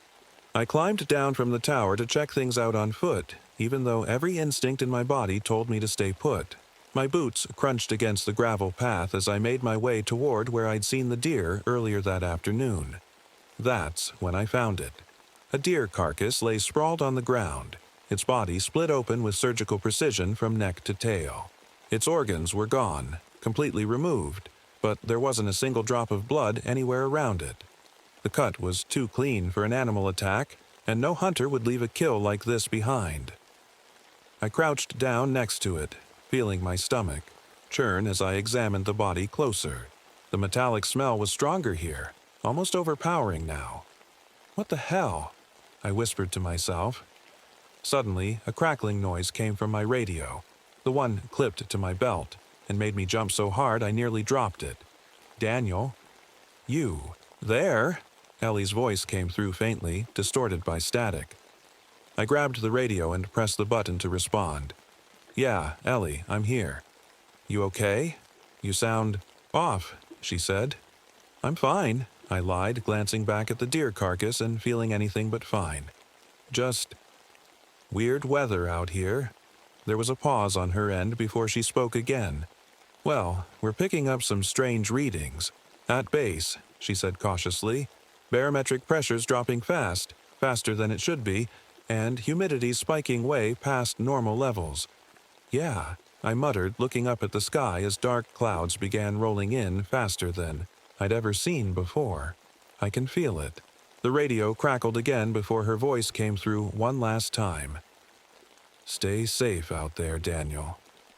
And then, silence. I tried calling her back, but all I got was static. As I made my way back to the tower, something else caught my attention. Footprints, in the dirt near its base. They looked human at first glance, but were wrong somehow. Each print had 6 toes instead of 5, and they were pressed so deep into the ground that whoever, or whatever, made them must have been impossibly heavy. My chest tightened as I followed them around the base of the tower until they suddenly stopped. Like whoever had been walking just vanished into thin air. By now, dusk had settled over Echo Mountain, and everything felt darker than it should have been for this time of evening. As I climbed back up into the tower and locked the hatch behind me, I couldn't shake the feeling that something, or someone, was watching me. When night finally fell and I scanned the forest one last time with my binoculars, that's when I saw it again. A figure, this time much closer, standing motionless in a clearing about half a mile away. But this time, it looked exactly like me. I didn't sleep that night. I couldn't. Every time I closed my eyes, I saw that figure in the clearing, standing there, unmoving, but somehow alive.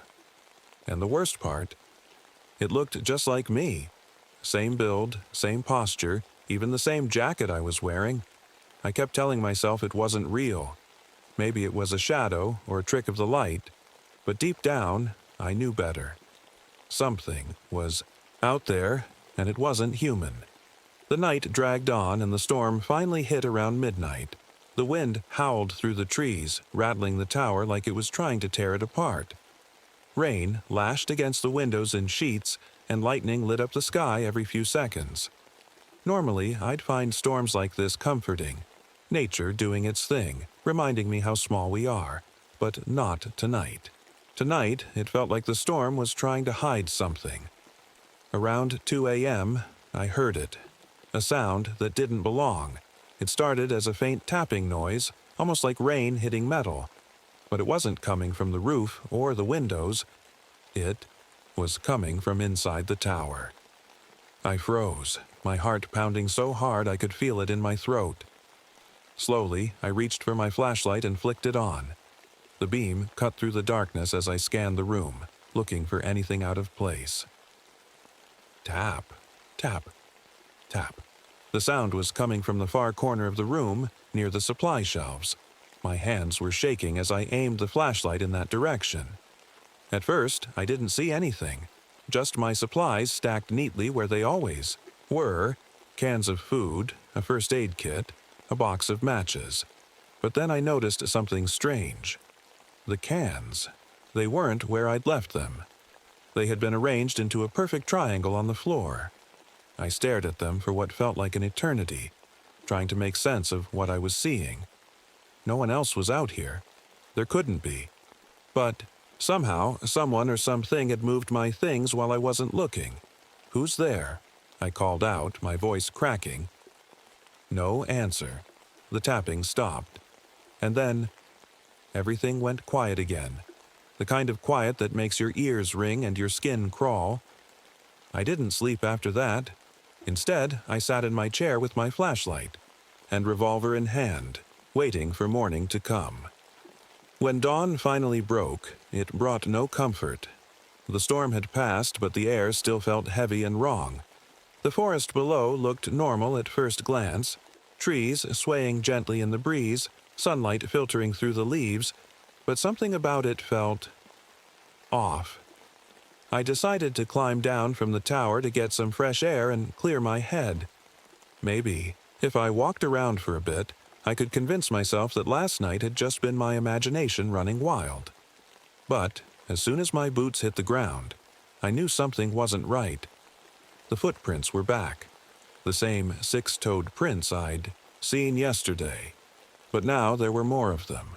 They circled around the base of the tower in strange patterns before disappearing into the forest.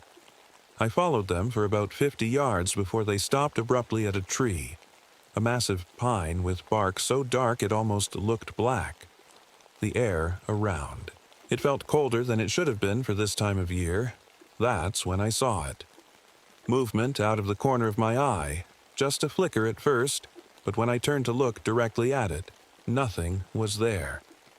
I stood frozen for a moment, scanning the trees around me with wide eyes and shallow breaths, and then I saw it again, this time clearer. A tall figure stepped out from behind one of the trees about 20 yards away. It was humanoid, but wrong in every way imaginable. Too tall and too thin with limbs that seemed to stretch unnaturally long. Its skin was pale and almost translucent, like you could see shadows moving underneath it where veins should have been. But its face was what made my blood run cold. It didn't have one. Not really. Its features seemed to slide and shift constantly, never settling into anything recognizable. One second it had eyes, the next second they were gone. Its mouth stretched too wide before disappearing altogether. It didn't move toward me. It just stood there watching me with its featureless face tilted slightly to one side like it was curious or amused. The temperature dropped so fast that frost began forming on my jacket and boots.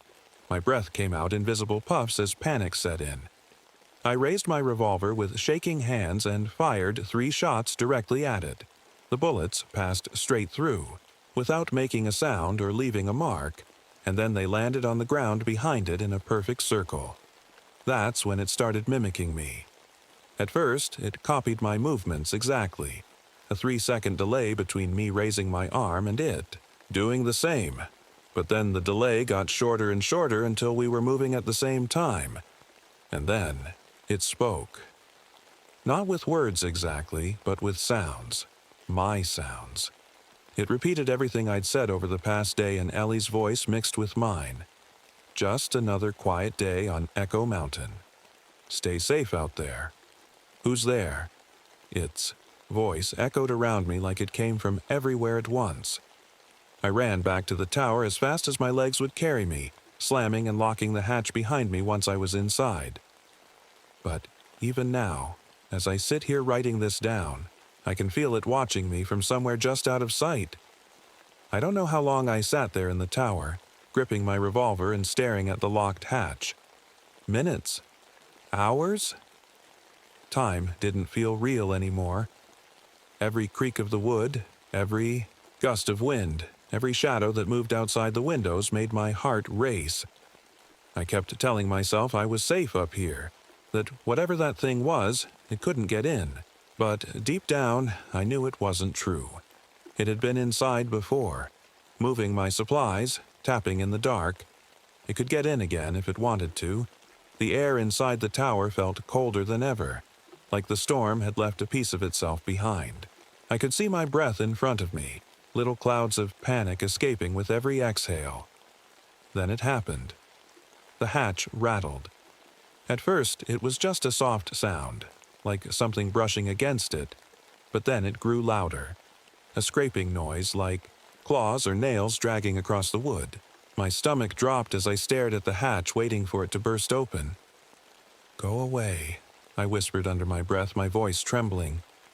"Just go away." The scraping stopped. For a moment I thought maybe it had gone. Maybe whatever this thing was had decided to leave me alone. But then, a voice. Daniel. It wasn't Ellie's voice this time. It wasn't mine either. It was something else entirely, low and distorted, like it was coming from underwater. "Daniel," it said again, slower this time. My blood turned to ice as I realized the voice wasn't coming from outside.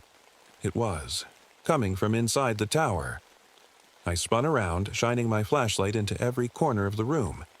At first, I didn't see anything, but then I noticed something in the reflection of the window, a figure standing behind me. I whipped around, but there was nothing there. When I turned back to the window, it was closer. Its face, or what passed for a face, was pressed against. The glass now, features shifting and sliding like oil on water.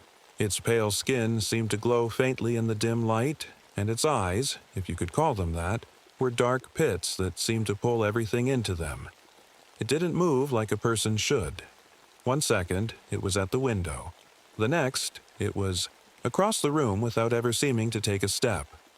I fired again, 3 more shots, and just like before, the bullets passed through it without effect. They clattered to the floor behind it in another perfect circle. That's when I remembered. Something. The fire. During training, they'd told us that fire was our last line of defense against wildlife out here. Bears, wolves. They'd all stay away from flames if they were big enough and hot enough. I didn't know if fire would work on this thing, but I didn't have any other options. I grabbed the canister of kerosene from under the supply shelf and started pouring it around the room in a wide circle. My hands were shaking so badly that some of it splashed onto my boots and pants, but I didn't care. The creature watched me silently as I worked, tilting its head like it was curious about what I was doing. Its mimicry had stopped now. It wasn't copying me anymore. It just stood there, waiting. When I'd finished pouring the kerosene, I grabbed a box of matches and lit one with trembling fingers. The tiny flame flickered for a moment before catching on the fuel-soaked floorboards. The fire spread quickly, flames licking up toward the ceiling as smoke filled the room. The heat was intense, so hot that I could feel my skin burning even though I wasn't touching the flames. The creature stepped back as the fire grew larger, its form flickering like a bad signal on an old TV screen. For the first time since, this nightmare began. It looked afraid, but then something strange happened. The compass, the one Jimmy had given me, started vibrating in my pocket. When I pulled it out, the needle wasn't spinning anymore. Instead, it pointed directly at the creature no matter which way I turned. I don't know why or how, but somehow, Jimmy's compass knew what this thing was. Clutching it tightly in one hand and shielding my face from the heat with the other, I stepped toward the creature with slow determination. "Get out," I growled through gritted teeth. "You don't belong here." The creature let out a sound, a horrible screech that made my ears feel like they were going to burst, and then lunged at me. But before it could reach me, I shoved Jimmy's compass into its chest, or where its chest should have been, and pushed with everything I had. The creature screamed again as its form began to dissolve into smoke and ash. The compass glowed brightly in my hand before shattering into pieces, leaving nothing behind but silence and darkness.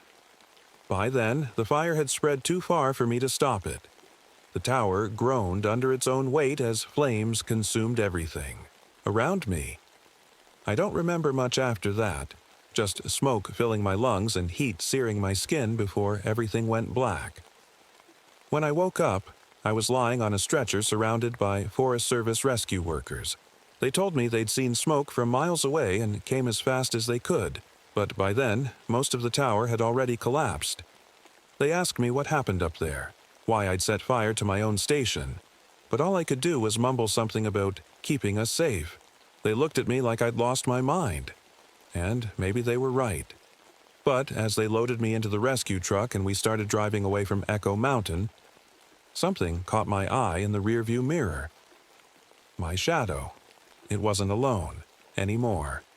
There were 2 of them now. One normal, and one just slightly off. They took me to the hospital after that. Said I had smoke inhalation, a few burns, and some frostbite on my chest, right over my heart. The doctors couldn't explain the frostbite, not with the fire and all. They just shook their heads and told me I was lucky to be alive. But I didn't feel lucky. Not at all. The Forest Service sent someone to talk to me a few days later, a man in a crisp uniform who introduced himself as Chief Ranger Harris. He asked me to explain what happened up there, why I'd burned down my own tower. I wanted to tell him everything. The figure in the woods, the six-toed footprints, the mimicry, the compass, but every time I tried, the words got stuck in my throat. How could I explain something like that? Who would believe me? So I just said, there was a storm. Lightning must have hit the tower. He didn't look convinced, but he didn't push me either. He just nodded and said, "We found something in the debris. Thought you might want it back." That's when he handed me what was left of Jimmy's compass. It was charred and cracked. The glass shattered, but somehow the needle was still spinning. Slowly, lazily, like it was searching for something. I didn't want it anymore. I didn't even want to touch it. But I couldn't bring myself to throw it away either, so I shoved it into my pocket and told him thanks. They let me go a week later. Said I could take some time off before deciding if I wanted to come back to work or not. But as soon as I stepped outside, I knew I wasn't going back. Not to Echo Mountain or anywhere near it. I tried to move on. After that, tried to tell myself it was over, that whatever happened up there was done now. But no matter how far I ran or how hard I tried to forget, it followed me. It started small, little things at first. Shadows moving where they shouldn't be. Strange noises in the middle of the night. The feeling that someone was watching me when no one else was around. And then there were the mirrors. Every time I looked at my reflection, something felt wrong. It looked like me. Same face, same eyes, but there was something off about it. Something I couldn't quite put my finger on. One night I caught it smiling when I wasn't. The final straw came a few weeks later when Chief Ranger Harris called me out of the blue. "Daniel," he said, his voice tense, "I've been going through some old records about Echo Mountain, and you're not going to believe this." "What is it?" I asked, gripping the phone so hard my knuckles turned white. "We found logbook entries from 1929, 1946, and 1980, he said slowly. All from fire lookouts stationed at that same tower. And they all described, well, they described seeing something like what you saw. My blood ran cold as he continued. They all mentioned strange footprints around the tower, he said, and figures in the woods that looked like them. I didn't say anything for a long time after that. What could I say? "Daniel," Harris asked after a moment of silence. "Yeah," I muttered finally. "I'm here. Just take care of yourself," he said quietly before hanging up. That night, as I sat alone in my apartment with Jimmy's broken compass spinning endlessly on the table in front of me, I noticed something strange. The shadows on the walls weren't coming from any light source, and when I stood up and turned around, there it was again. My shadow, and another one standing right beside it, watching, waiting.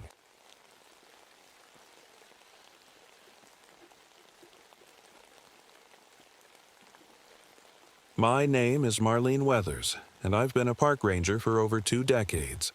I've spent most of my life surrounded by nature, studying plants, walking trails, and documenting the secrets of the forest. But nothing could have prepared me for what I encountered in the spring of 1978.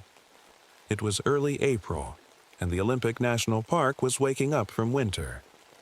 The forest was alive with the smell of damp earth and fresh rain.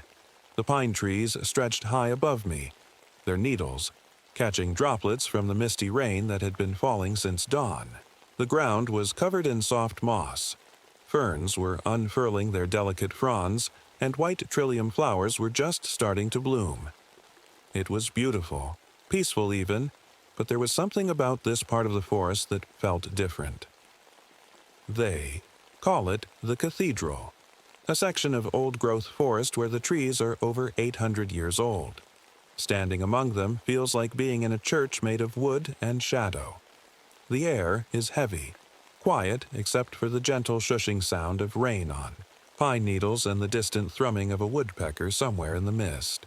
But as I stood there that morning, something felt off. I wasn't alone. James Peterson, a new trainee and eager graduate student, was with me. He was young, barely 22, and full of energy. He reminded me of myself when I first started this job. Curious, confident, maybe a little too sure that science could explain everything. We were investigating reports of a toxic bloom in this area of the forest, a strange fungal growth that hikers had mentioned seeing near one of the trails. It sounded harmless enough at first, just another oddity to document in my leather-field journal, which I've carried for 20 years now. But as we walked deeper into the woods, I started noticing things that didn't make sense. The trees were swaying slightly, but there was no wind. Their trunks seemed to shimmer faintly in the dim light, as if they were leaking amber sap that formed strange patterns on their bark. Roosevelt elk moved silently through the mist nearby, but they seemed unusually cautious, almost like they were trying to avoid us or something else entirely. The rain began to pick up, turning into a heavy downpour that made the trail muddy and slippery. James slipped more than once, but laughed it off each time, determined not to seem inexperienced in front of me. I admired his enthusiasm, but couldn't shake the feeling that we shouldn't be here. Not today, not ever. We reached a small creek bed swollen with snowmelt from higher up in the mountains. The water rushed past faster than usual, carrying broken branches and debris downstream. James pointed out how some of the pine needles floating on the surface seemed to form spiral patterns before disappearing into the current. I tried to brush off my unease as paranoia. After all, I'd seen strange things in nature before. But when we crossed into an area where even the birds had gone silent, I stopped walking. "Do you hear that?" I asked James. He paused and tilted his head to listen. Hear what? I didn't know how to explain it. It wasn't a sound exactly, but more like whispers? Faint murmurs carried on the wind that weren't there moments ago. James shrugged it off and kept walking ahead while I stayed behind for a moment longer, staring at the towering pines around me. Something about them felt alive. Not just alive like plants are supposed to be, but aware. That's when I noticed something else. My compass needle spinning wildly even though we weren't near any magnetic interference zones. My stomach tightened as I realized this wasn't normal, not even close. The rain poured harder now, soaking through my jacket as James called out from farther down the trail. "Marlene, you need to see this." I hurried after him, my boots squelching through mud as my heart raced faster than it should have been for such a simple hike. What he found stopped me cold. A perfect circle of white mushrooms growing around a massive, lightning-struck pine tree. I crouched down to get a closer look at the mushrooms. They were pure white, almost glowing against the dark soil. Their caps were smooth and perfectly round, like they'd been placed there on purpose. I'd seen mushroom circles before. Fairy rings, they're called. But this one was different. It felt wrong. James was already snapping pictures with his camera, his excitement bubbling over. "This is incredible. Have you ever seen anything like this before, Marlene?" I shook my head slowly. "No, not like this." I pulled out my field journal and began jotting down notes. The mushrooms were growing in a perfect circle around the base of the tree, which had clearly been struck by lightning at some point. Its bark was charred and cracked, but amber sap was dripping from the wounds, forming strange patterns that reminded me of veins. James leaned closer to the mushrooms, his curiosity outweighing any caution he might have had. "Do you think it's some kind of fungus reacting to the lightning strike? Maybe it's feeding off the sap?" "Maybe," I said, though I wasn't convinced. Something about this felt bigger than science, bigger than anything I'd studied in my years as a botanist. I glanced at James as he adjusted his camera lens. He was eager, almost too eager, but I couldn't blame him. He was new to all this, fresh out of school with a degree in environmental science and a head full of theories. He reminded me of my old research partner, Dr. Howard Klein, who passed away suddenly last year while we were on an expedition together. Howard had been my anchor, my closest friend, and losing him left a hole that I hadn't been able to fill. James didn't know any of this, of course. To him, I was just the grizzled old ranger with dirt under her nails and a knack for identifying plants by smell alone. He didn't know how much I questioned myself these days, how much I wondered if I'd spent too much time chasing knowledge and not enough time living. I pushed those thoughts aside and focused on the task at hand. "Let's take some samples," I said, pulling out a small knife and specimen jars from my pack. As I carefully cut one of the mushroom caps free, James held out a jar for me to drop it into. The moment it touched the glass, we both froze. The mushroom began to grow, right there in front of us. It wasn't fast enough to see with the naked eye, but it was happening. The edges of the cap expanded ever so slightly, like it was alive in a way mushrooms shouldn't be. James stared at it with wide eyes. "That's not possible." "No," I agreed quietly. "It's not."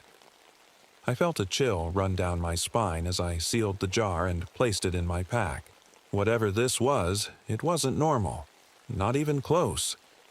James tried to laugh it off as we continued documenting the site, but I could tell he was shaken. And so was I.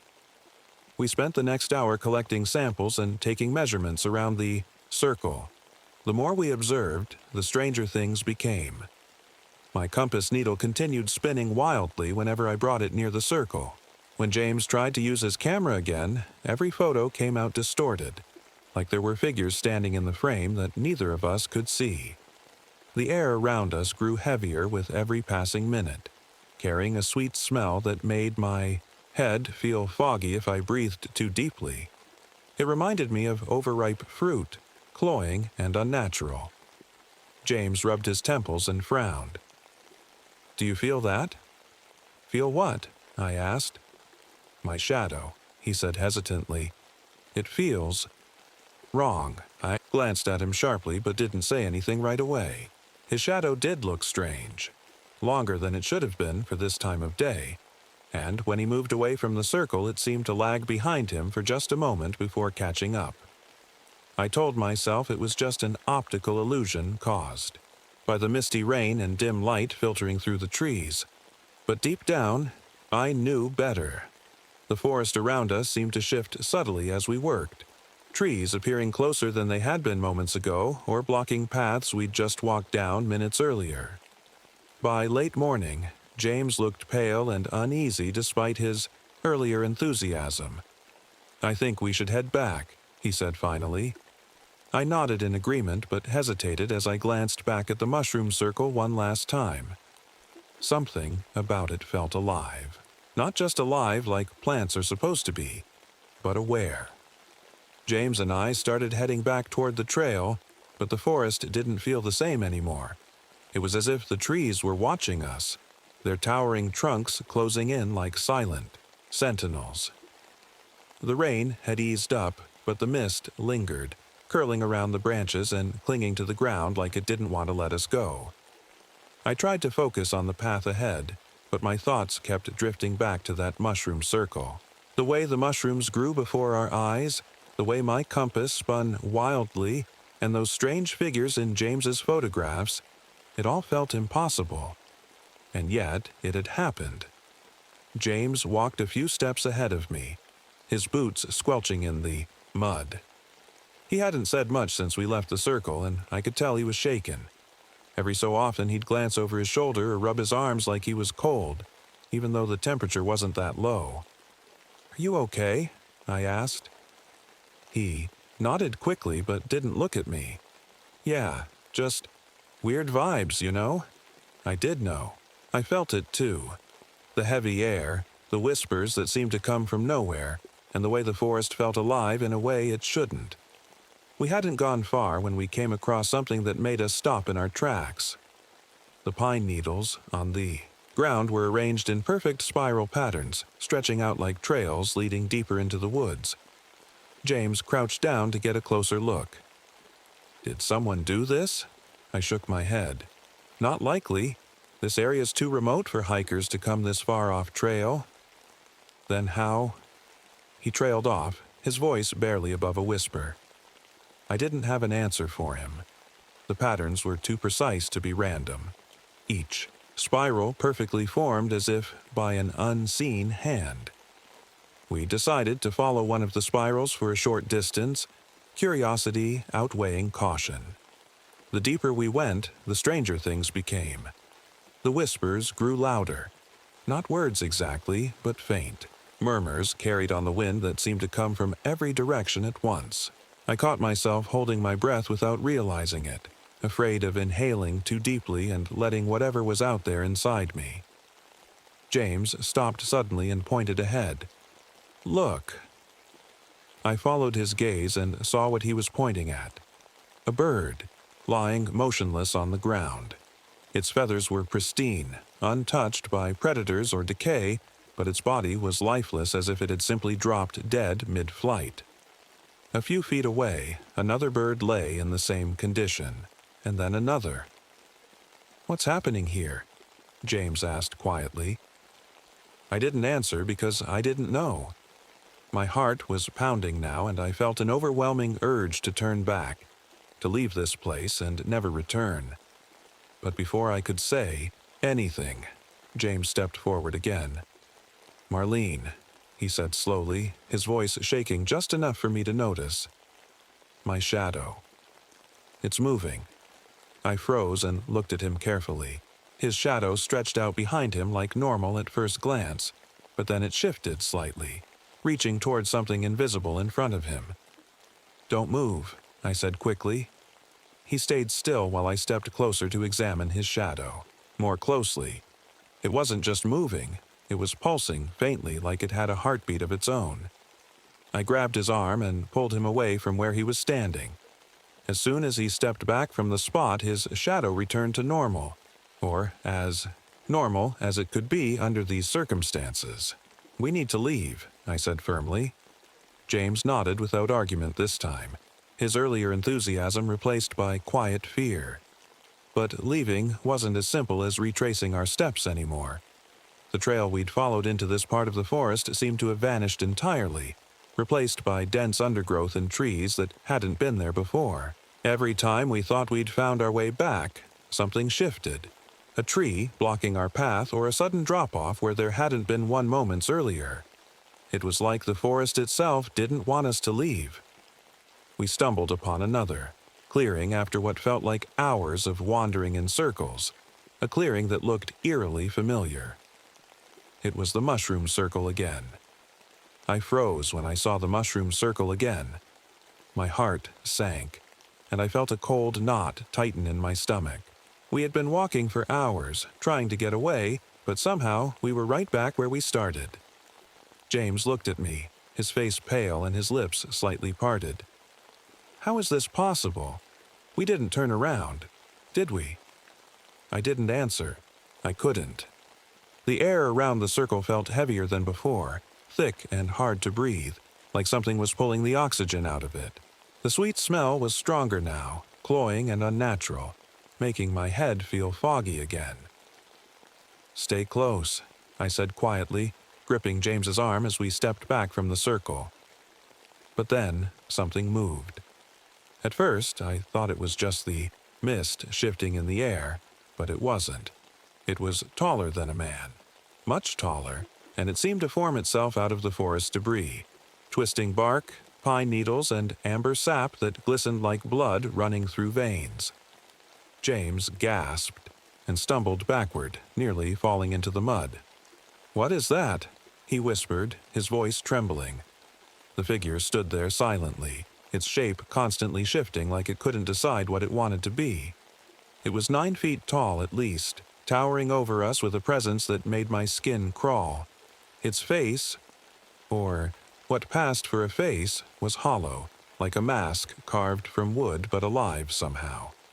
I felt rooted to the spot, unable to move or speak as it tilted its head toward us. The air grew even heavier, making it hard to breathe. My lungs burned as I tried to take shallow breaths without inhaling too deeply. Then it spoke, or at least it sounded like it did. The wind whistled through hollow branches somewhere above us, forming words that weren't quite human, but close, enough to send chills down my spine. "Marlene," it whispered in a voice that sounded like the forest itself. James grabbed my arm tightly. "It knows your name," he said in panic. I didn't respond because I didn't know how to process what was happening. It wasn't just saying my name, it was repeating phrases I'd spoken earlier in the day, words I'd said to James while we were walking through the forest. "Stay close," it whispered again, mimicking my voice perfectly. I felt a wave of nausea hit me as I realized this thing, whatever it was, had been listening to us all along. James tried to pull me away from the clearing, but before we could move, the figure raised one of its long arms and released something into the air, a cloud of spores that shimmered faintly in the dim light. "Don't breathe," I shouted as I pulled my jacket over my mouth and nose. James did the same, but it was too late for him.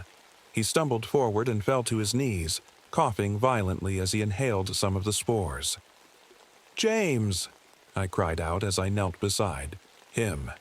His eyes were wide with fear as he clutched at his throat. "It's inside me," he gasped. I didn't understand what he meant until I saw his skin start to change, small patches of bark-like texture forming on his hands and arms where the spores had settled. The figure stepped closer, its movements slow and deliberate, like it was savoring our fear. I scrambled backward with James in tow, desperate to get away from whatever this thing was. But every time we moved farther from the circle, vines and roots seemed to grow faster around us, blocking our path and pulling us back toward the clearing. It wasn't just hunting us, it was controlling everything around us. I grabbed James's arm and forced him to stand despite his weakened state.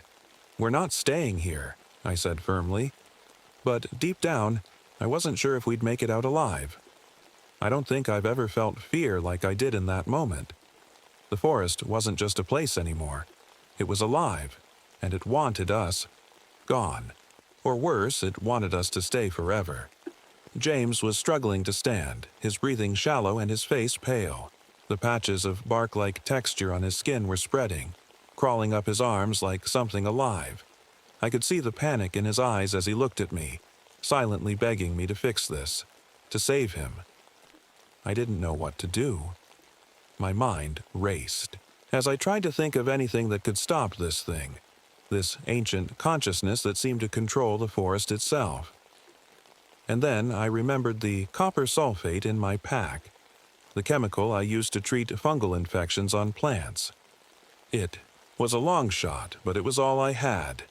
"James," I said urgently, grabbing his shoulders, "listen to me. We need to get back to the ranger station. There's more copper sulfate there, enough to disrupt whatever this thing is."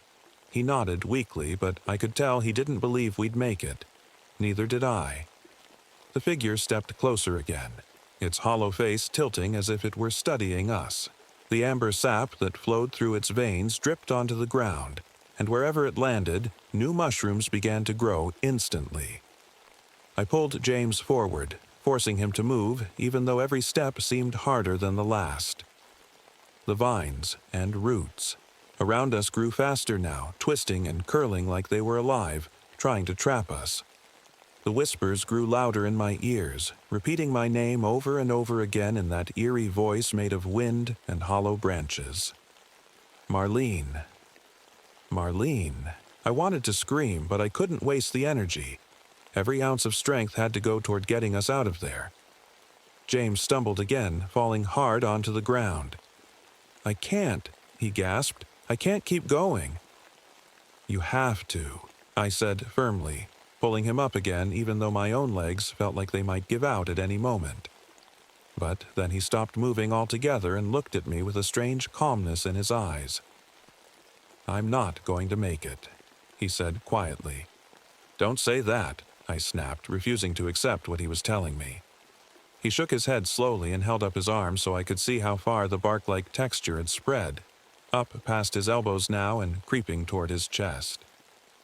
"I'm already part of it," he said softly. "You need to go." "No," I said firmly, shaking my head as tears blurred my vision. "I'm not leaving you." "You don't have a choice," he said with a weak smile.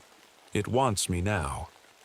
Before I could argue further, James turned back toward the mushroom circle and began walking toward it on his own. "James!"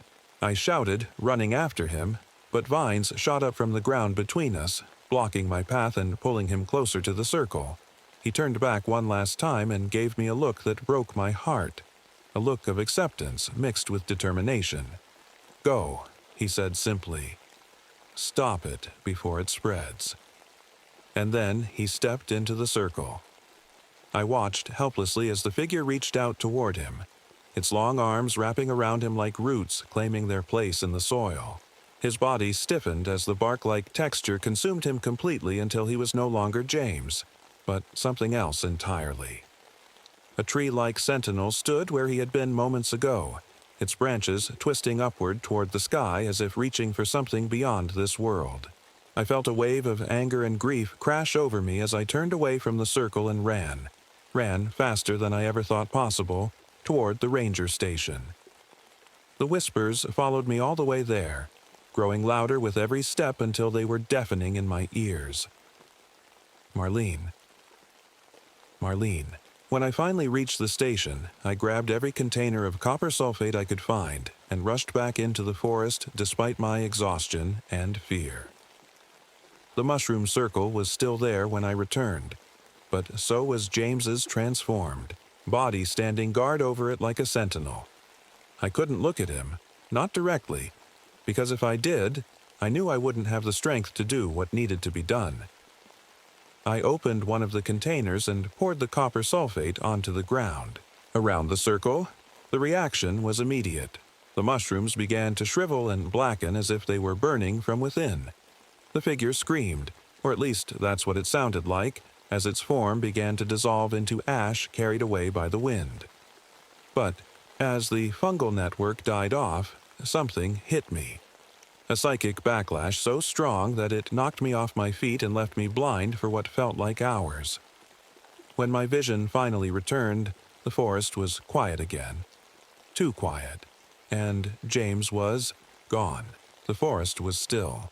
The only sound was the soft rustling of leaves in the breeze, but even that felt hollow, like the forest was holding its breath. I sat on the damp ground, my hands trembling as I stared at the spot where James had been. He was gone. The mushroom circle was blackened and lifeless now, the copper sulfate having done its job. The strange figure, whatever it had been, was gone too, reduced to nothing but ash scattered across the mossy floor.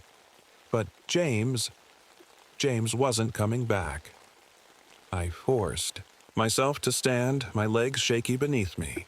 My head still throbbed from whatever psychic blow I'd taken when I destroyed the fungal network, and my vision was blurry around the edges. I wiped at my eyes, hoping it would clear, but it didn't. I stumbled back toward the ranger station, each step heavier than the last. The forest felt quieter now. Too quiet, but I could still feel it watching me. Not in the same way as before, but something lingered, just out of reach. When I finally reached the station, I collapsed onto the wooden steps and let out a shaky breath. My body ached, my mind was spinning, and all I could think about was James's face as he told me to go, his calm acceptance of what was happening to him. I stayed there for hours, staring out at the trees and trying to make sense of what had happened. But no matter how hard I tried, I couldn't explain it, not with science or logic or anything else that had guided me my whole life.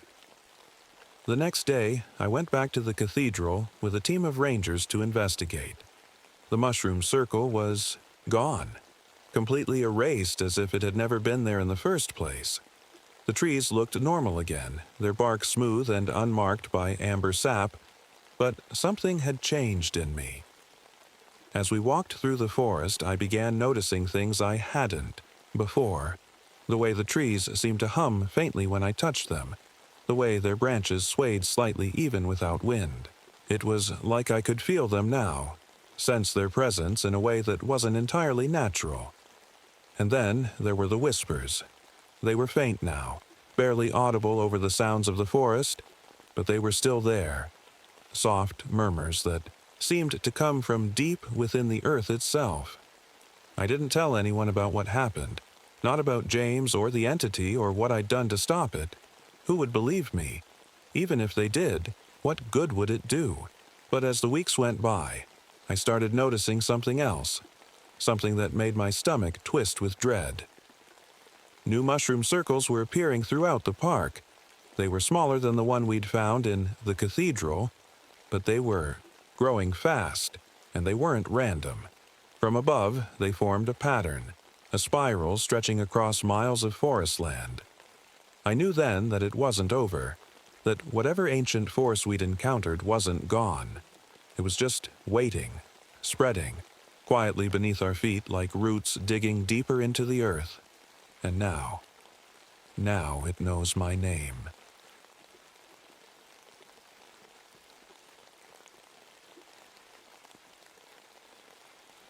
My name is Raymond Blackfeather. I'm a senior wildlife biologist and park ranger here at Yellowstone National Park.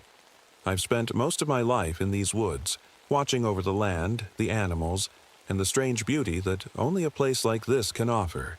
But nothing could have prepared me for what happened in the autumn of 1987. It started just before the first big snowfall, late in the season. The air was colder than usual, biting at my skin even through my thick jacket. The grasses in the valley had turned brown, but the aspen trees still clung to their bright yellow leaves like they were trying to hold on to summer. It felt like the world was caught between seasons, not quite ready to move forward. The sun was low on the horizon, hanging there for what felt like hours, casting long shadows over everything. The geothermal features, the bubbling mud pots and hissing steam vents were louder than usual, almost as if they were alive and restless. Even the geysers seemed to erupt more frequently, their boiling water shooting into the air with a force that made my chest tighten. I was deep in the backcountry, far from where tourists usually go. It's quiet out there this time of year. No cars, no chatter, just me and nature. But something was off. The animals knew it before I did. I first noticed it with the elk. They were moving in huge numbers, more than I'd ever seen before, all heading in the same direction, away from the valley. Bison followed them, their heavy hooves thundering against the ground. Even predators like wolves and bears seemed to be part of this strange migration. It didn't make sense. Predators don't follow prey like that unless something bigger is, driving them away. The frost patterns on the ground caught my eye next. They weren't random like they usually are. They looked deliberate, almost intelligent, forming shapes that melted and reappeared as if they were alive. I tried to shake it off as a trick of the light, or my tired mind playing games with me after long hours out here alone. Then came the snow, a strange kind of snow that fell only within a perfect 5-mile circle around me. It wasn't falling anywhere else in the park, just here. I checked my radio to call it in, but all I got was static. That wasn't unusual near geothermal areas. Magnetic interference often messed with signals out here. But still, it felt wrong. The unease grew when I stumbled upon something near one of the hot springs, a cluster of prehistoric insects perfectly preserved in ice that had started melting from the heat of the spring. They looked ancient, like something out of a museum exhibit, but they were intact. Too intact. It was as if they'd been frozen yesterday instead of thousands or millions of years ago.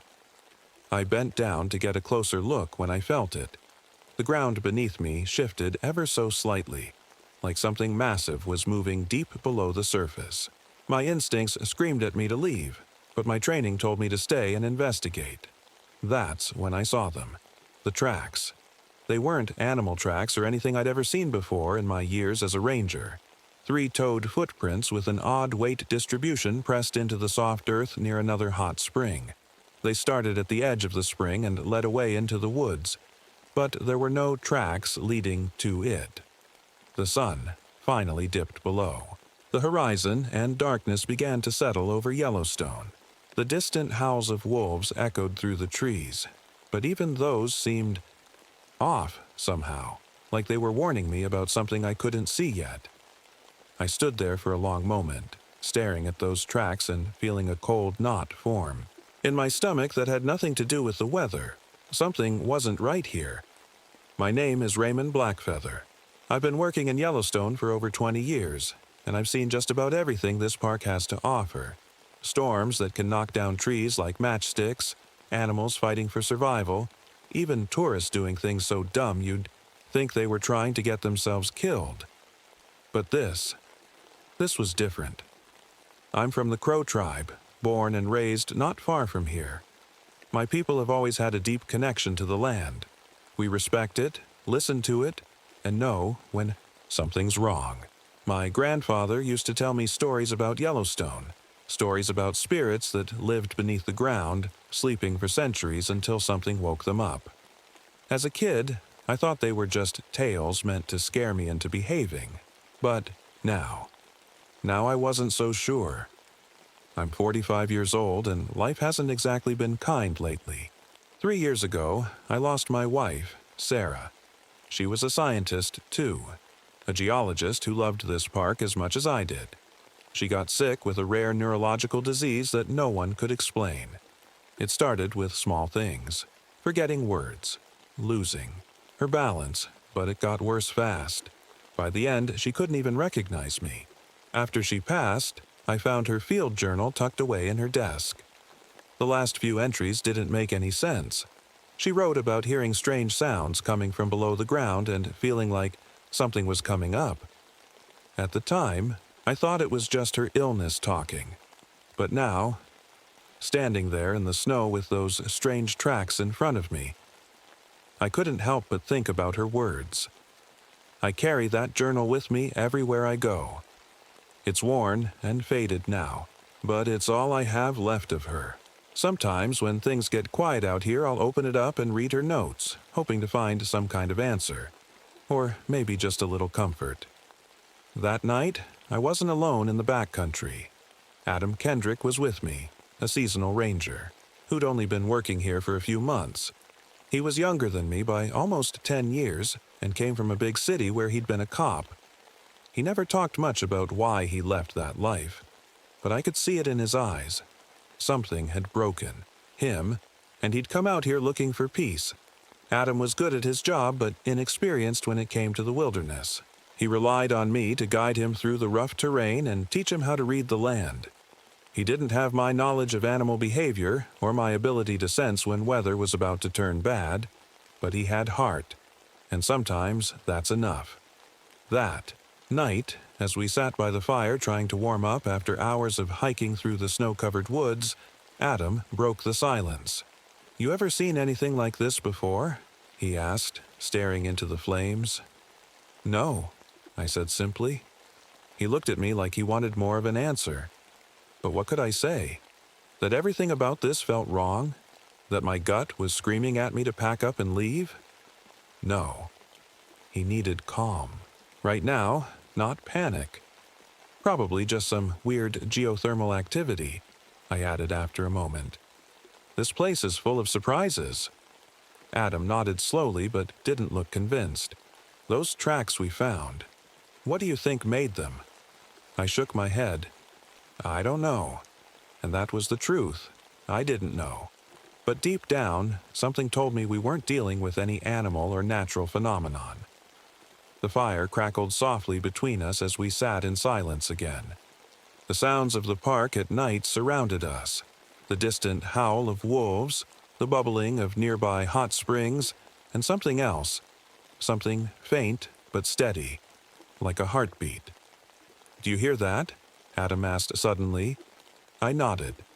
Yeah, it was coming from one of the thermal vents nearby. A low, thumping sound that seemed to grow louder when we got closer earlier in the day. At first, I thought it might be some kind of pressure buildup underground, a natural occurrence in a place like this, but now it felt like something more. The wind picked up suddenly, sending a chill through my jacket and making the trees around us creak and groan. The fire flickered wildly for a moment before settling down again. "We should get some rest," I said finally. "Long hike tomorrow." Adam didn't argue. He wrapped himself in his sleeping bag and lay down near the fire while I stayed awake a little longer, staring into the darkness beyond our camp. Something was out there. I could feel it. The next morning, the world felt heavy. That's the only way I can describe it. The air was still, almost too still, and the sky was a dull gray that made it hard to tell if it was morning or evening. Even the animals were quiet. No birds, no rustling in the bushes, nothing. It was like the whole forest was holding its breath. Adam and I packed up camp and started hiking toward the thermal basin where we'd found those strange tracks the day before. I wanted to take another look, maybe figure out what we were dealing with. Adam didn't say much as we walked, but I could tell he was uneasy. So was I. We reached the basin by mid-morning. The ground here was warm underfoot, even with snow covering. Most of it. Steam rose from the hot springs, twisting and curling in the cold air like ghostly fingers. The smell of sulfur was stronger than usual, burning my nose and throat. I pulled out my GPS device to map the area. It's something I always do when I'm out here, just to keep track of changes in the landscape. But when I looked at the screen, my stomach dropped. "Something wrong?" Adam asked, noticing my expression. I held up the GPS so he could see for himself. "The thermal features, they've moved." "What do you mean, moved?" he asked, frowning. I pointed to the screen. "These hot springs and vents, they've shifted positions by almost 9 inches since last year." Adam stared at me like I was speaking another language. "Is that even possible?" "No," I said quietly. "Not like this. Geothermal. Activity can cause small changes over time, but this was too precise, too uniform. Every feature had moved in exactly the same direction by exactly the same amount. It didn't make sense. As we stood there trying to process what we were seeing, a strange vibration ran through the ground beneath our feet, not strong enough to knock us off balance, but enough to make my teeth buzz. It wasn't an earthquake. I've felt plenty of those before. This was different, like a deep hum coming from somewhere far below us. Adam looked at me nervously. "What is that?" "I don't know," I admitted. We decided to keep moving, following the tracks we'd found earlier. They led us deeper into the basin, where the snow seemed untouched except for those strange 3-toed footprints. The farther we went, the more unsettling things became. At one point, we came across a small hot spring that seemed normal at first glance, clear water bubbling gently in a shallow pool. But as we got closer, I noticed something odd. The water wasn't just bubbling, it was moving upward, defying gravity for brief moments before settling back down again. "Did you see that?" Adam whispered. "Yeah," I said, my voice barely above a whisper. I knelt down near the edge of the spring and dipped a test strip into the water to check for contamination.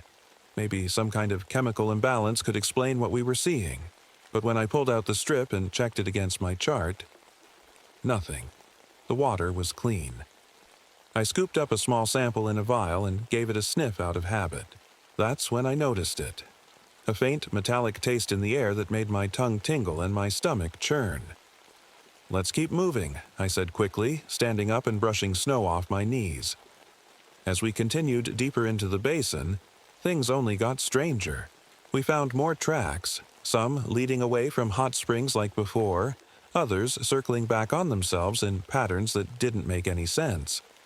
At one point, we came across a patch of ground where every blade of grass had been burned to ash, in a perfect circle about 10 feet wide. "What could have done this?" Adam asked, his voice shaky. "I don't know," I said again, the same answer I kept giving him because it was all I had. By early afternoon, our equipment started acting up. My GPS stopped working entirely. Its screen went blank no matter how many times I reset it. Adam's flashlight flickered and died even though he'd just replaced the batteries that morning. Only our analog gear, compasses and maps, still worked, but even those gave readings that didn't make sense. Then we heard it.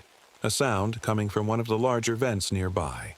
At first, it sounded like steam escaping under pressure, a common noise in this area, but as we got closer, it changed. It wasn't random anymore. It had rhythm, like a heartbeat. Adam froze beside me. "Raymond, what is that?" I didn't answer because I didn't know how to explain what we were hearing, or why it seemed to grow louder as we approached. And then there were the ravens, dozens of them perched in perfect circles around several hot springs nearby. They weren't cawing or flapping their wings, they just sat there silently, watching us with unblinking eyes. It felt like they were waiting for something. Or someone. I tried to focus on what little evidence we had. The tracks, the strange water behavior, the vibrations, but none of it added up to anything logical or natural. That's when Adam pointed toward one of the smaller pools ahead of us and whispered two words that sent chills down my spine. "It's breathing." I followed his gaze and saw what he meant, the surface of the water rising and falling slowly, like lungs expanding and contracting. For a long moment, neither of us moved or spoke. The only sound was that steady, heartbeat-like thumping coming from deep within the earth. Something was alive down there, and it wasn't human.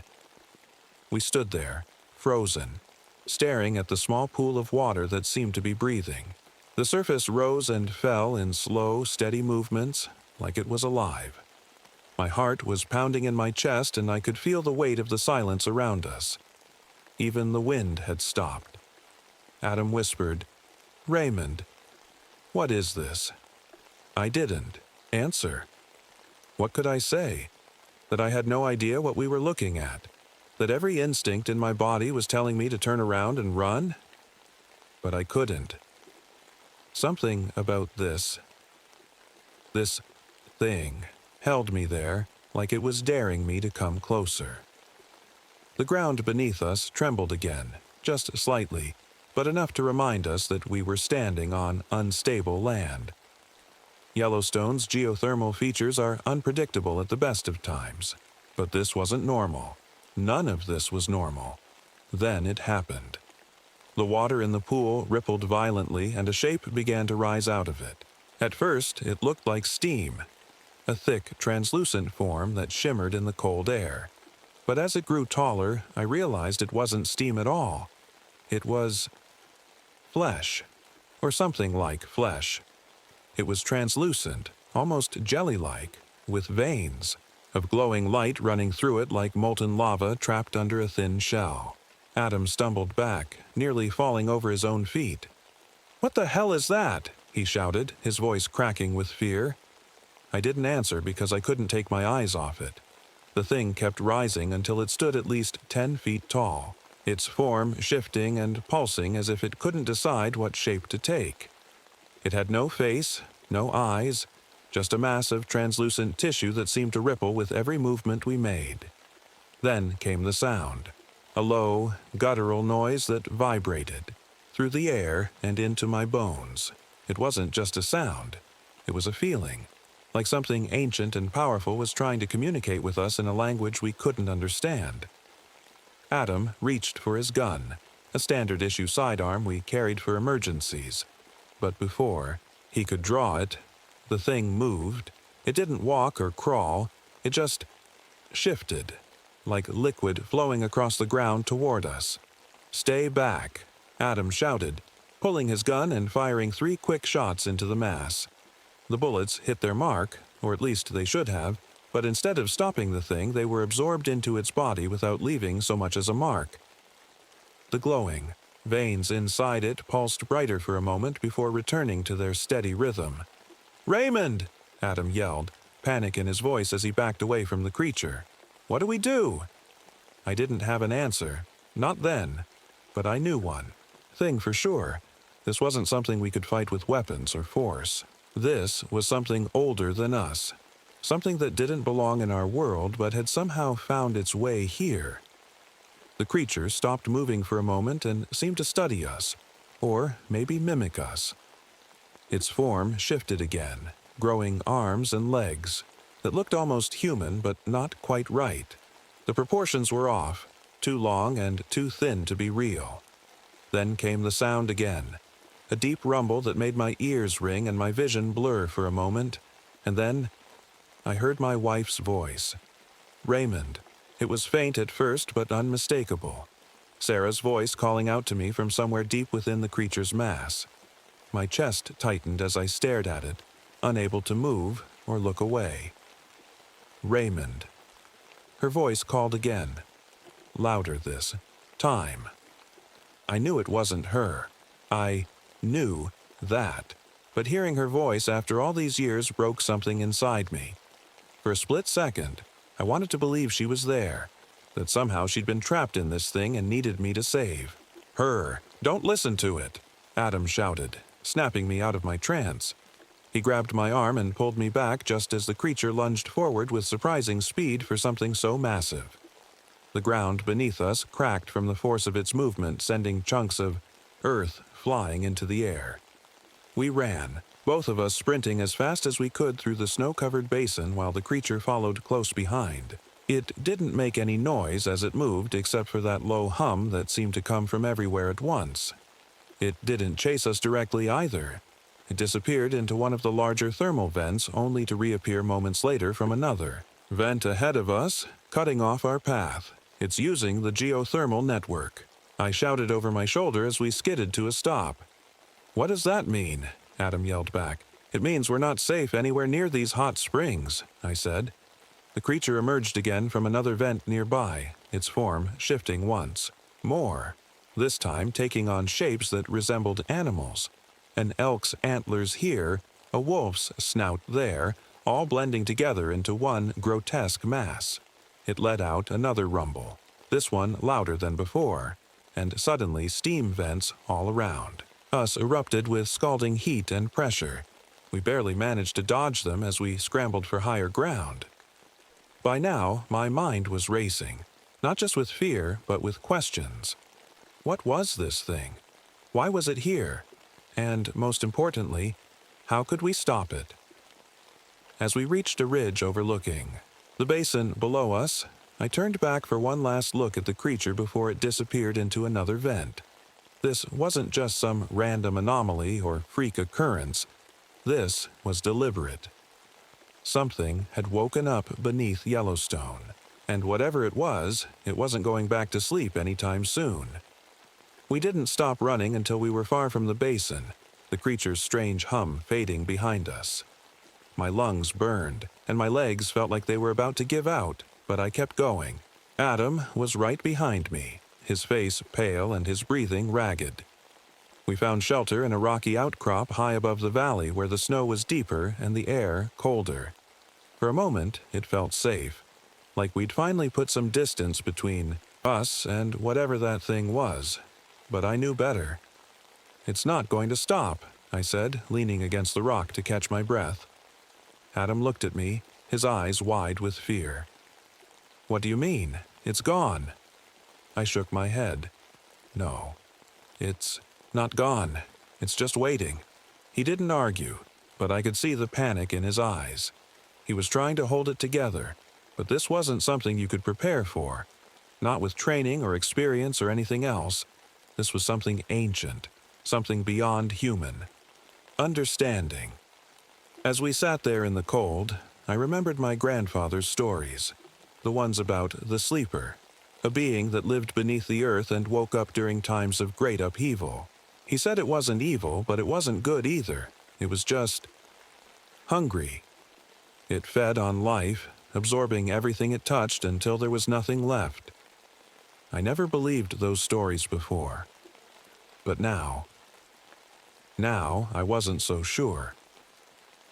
Adam broke the silence after a while. Raymond, what do we do? I didn't answer right away because I didn't know. How do you fight something that can't be hurt? Something that moves through the earth like water and uses the land itself as a weapon? Then it hit me. The cold. The creature relied on heat to survive. That much was clear from how it moved through the geothermal vents and avoided areas where the snow was thickest. If we could lure it to higher ground, somewhere colder, It might weaken enough for us to stop it. "There's a plateau near the North Ridge," I said finally. "It's high enough that the temperature drops below freezing even during the day." Adam frowned. "And what? We just hope it freezes to death?" "It's our best shot," I said firmly. He didn't look convinced, but he nodded anyway. "How do we get it up there?" I hesitated for a moment before answering. "We bait it." Adam stared at me like I'd lost my mind. "Bait it? With what?" "With us," I said quietly. He didn't argue this time. He just nodded again and started checking his gear. His hands were shaking as he loaded fresh batteries into his flashlight, even though we both knew it wouldn't work near the creature. "Let's go," he said finally. We made our way toward the North Ridge as quickly as we could, sticking to areas where the snow was deepest and avoiding any signs of geothermal activity. The climb was brutal, steep and slippery, but we pushed through, knowing that every second counted. By the time we reached the plateau, the sky had darkened, and the wind had picked up, carrying icy flakes that stung our faces. The temperature had dropped sharply, and my joints ached from the cold, a familiar pain that told me a storm was coming. "This is it," I said as we reached the center of the plateau. Adam looked around nervously. "What now?" "Now we wait," I said. We didn't have to wait long. The ground trembled beneath us again, stronger this time, and cracks began to form in the ice-covered rock around us. Steam vents erupted in quick bursts as if announcing its arrival. And then it came. The creature emerged from a fissure near the edge of the plateau, its translucent form glowing faintly in the dim light. It was smaller now, less massive than before, but still terrifying in its fluid movements and unnatural shape. Adam raised his gun instinctively but didn't fire this time. He knew it wouldn't make a difference. The creature moved toward us slowly, almost cautiously, as if testing its limits in this colder environment. Its glowing veins pulsed erratically now, struggling against the freezing air. "It's working," I whispered, but then Adam stumbled. His foot slipped on an icy patch and he fell hard onto his side. Before I could help him up, the creature lunged forward with surprising speed, its mass shifting and stretching toward him like liquid fire. "Adam!" I shouted. He turned to look at me, his face pale but calm, a calm that sent chills down my spine because I knew what it meant. "I'll distract it," he said quietly, pulling himself to his feet despite his injuries. "No," I shouted again, stepping toward him, but he shook his head firmly. "It's connected to me now. Somehow." I didn't understand what he meant until I saw his arm. The skin where he'd been burned earlier by one of those thermal eruptions had changed somehow, blending with something unnatural from the spring water. "I can feel it," he continued, softly. "It knows me." Before I could stop him, Adam turned and ran toward the edge of the plateau, shouting and waving his arms to draw the creature's attention away from me. "Come on," he yelled at it. "You want me? Come get me." The creature followed him without hesitation, its form shifting faster now as if sensing its prey's desperation. And then the blizzard hit. The wind howled around us like a living thing, carrying snow and ice that cut through everything in its path, including the creature. Its translucent flesh began to freeze almost instantly, cracking and splintering like glass under pressure. Adam reached the far edge of the plateau just as the creature lunged toward him one last time, but instead of absorbing him like before, its frozen mass shattered into countless pieces that scattered across the icy ground. I ran toward Adam as fast as I could through the blinding snowstorm, calling his name over and over again until I finally found him lying near one of those shattered fragments. He looked up at me weakly and smiled, a small smile that broke my heart because I knew what it meant. "It worked," he whispered before closing his eyes for good. I stayed there with him until morning when the storm finally passed and silence returned to Yellowstone once more. But even then, even with the creature destroyed, I couldn't shake the feeling that this wasn't over. Not really. The storm had passed, but the world didn't feel the same. The air was still, heavy with a kind of silence that made my ears ring. I sat, there on the plateau, staring at the shattered pieces of the creature scattered across the icy ground. They looked like shards of glass glittering in the early morning light. Adam was gone. I stayed by his side until the snow stopped falling, keeping him company even though I knew he couldn't hear me anymore. He'd saved me, saved all of us. But at a cost I could never repay. I felt numb as I made my way back down to the valley, each step heavier than the last.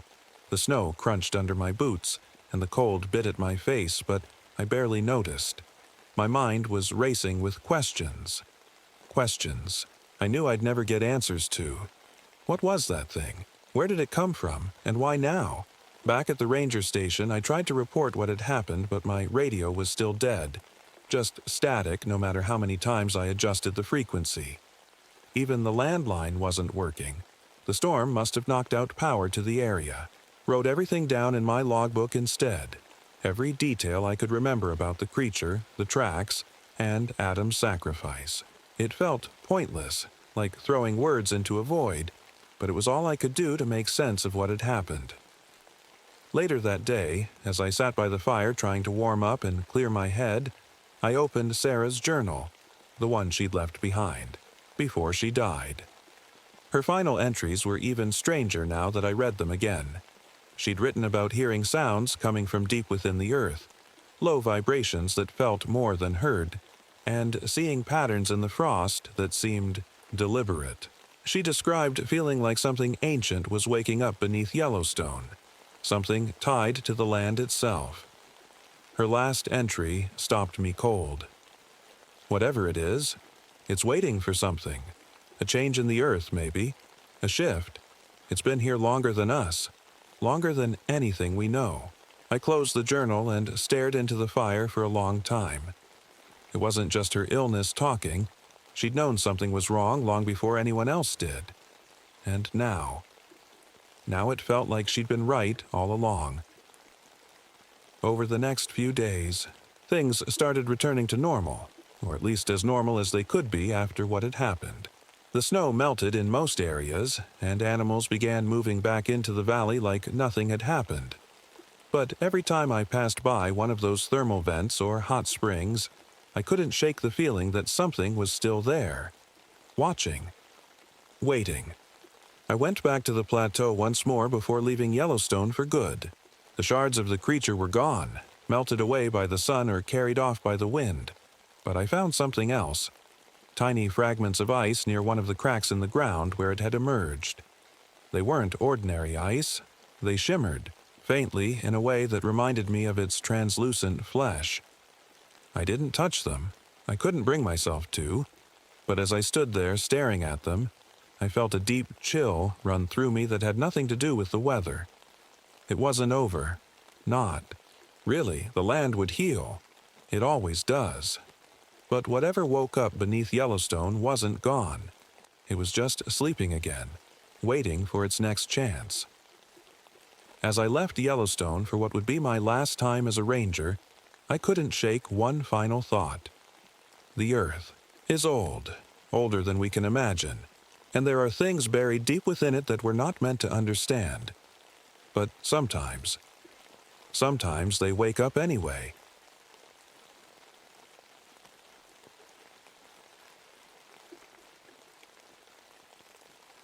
My name is Dr. Catherine Norwood, but everyone calls me Kate. I'm a forest ecologist, and I've spent most of my life studying trees, fungi, and the hidden world beneath our feet. Some people think it's boring, but to me, it's magic. How roots and fungi talk to each other. How forests are like giant living organisms. I've always believed there's a reason for everything in nature. At least, I used to. It was spring 1973 when it all began.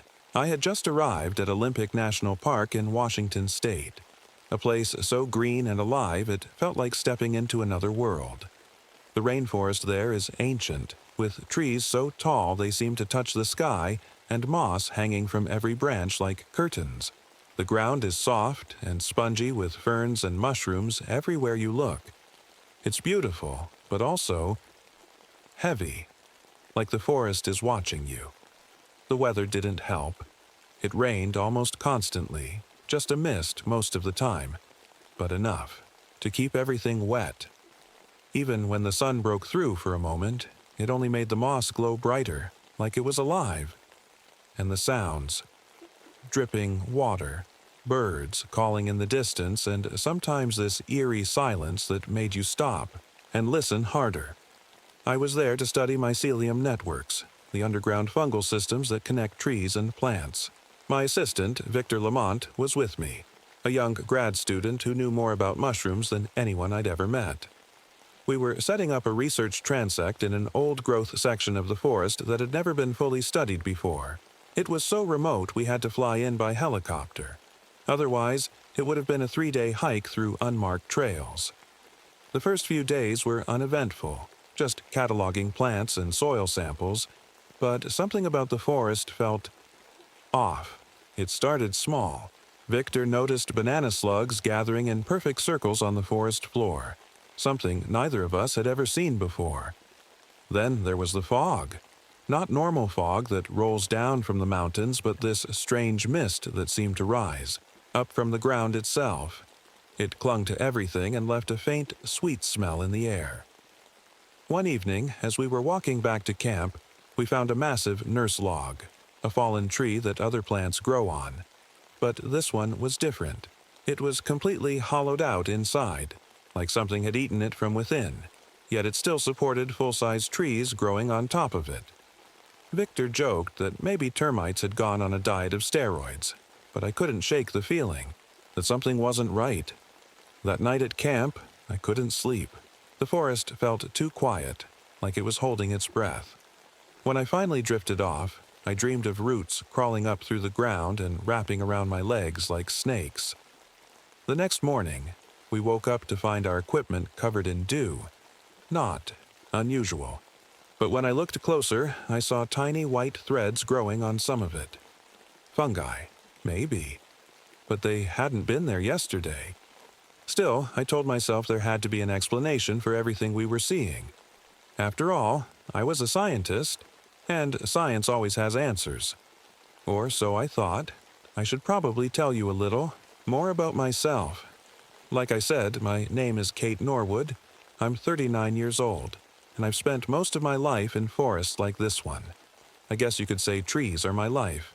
I study how they grow, how they communicate through their roots, and fungi, and how everything in a forest is connected. It's fascinating work, though not everyone agrees. A few months before this trip, I published a paper about how plants might talk to each other, sharing nutrients or even warning each other about danger. It wasn't exactly well received. Most of the scientific community thought I was crazy. Trees don't talk, they said. But I knew I was onto something. This trip was supposed to be my chance to prove it. Victor, my assistant, was fresh out of grad school and full of energy. He was 26, tall and lanky, with a mop of curly hair that never stayed under his hat. He was passionate about fungi. He could name hundreds of species just by looking at them, and he had this way of making everything sound exciting. "Kate," he'd say, "we're going to discover something no one's ever seen before."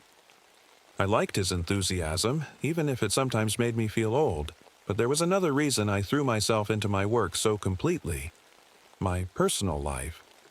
Well, let's just say it wasn't great. My daughter, Emily, hadn't spoken to me in years. She blamed me for choosing my career over her when she was growing up, and maybe she was right.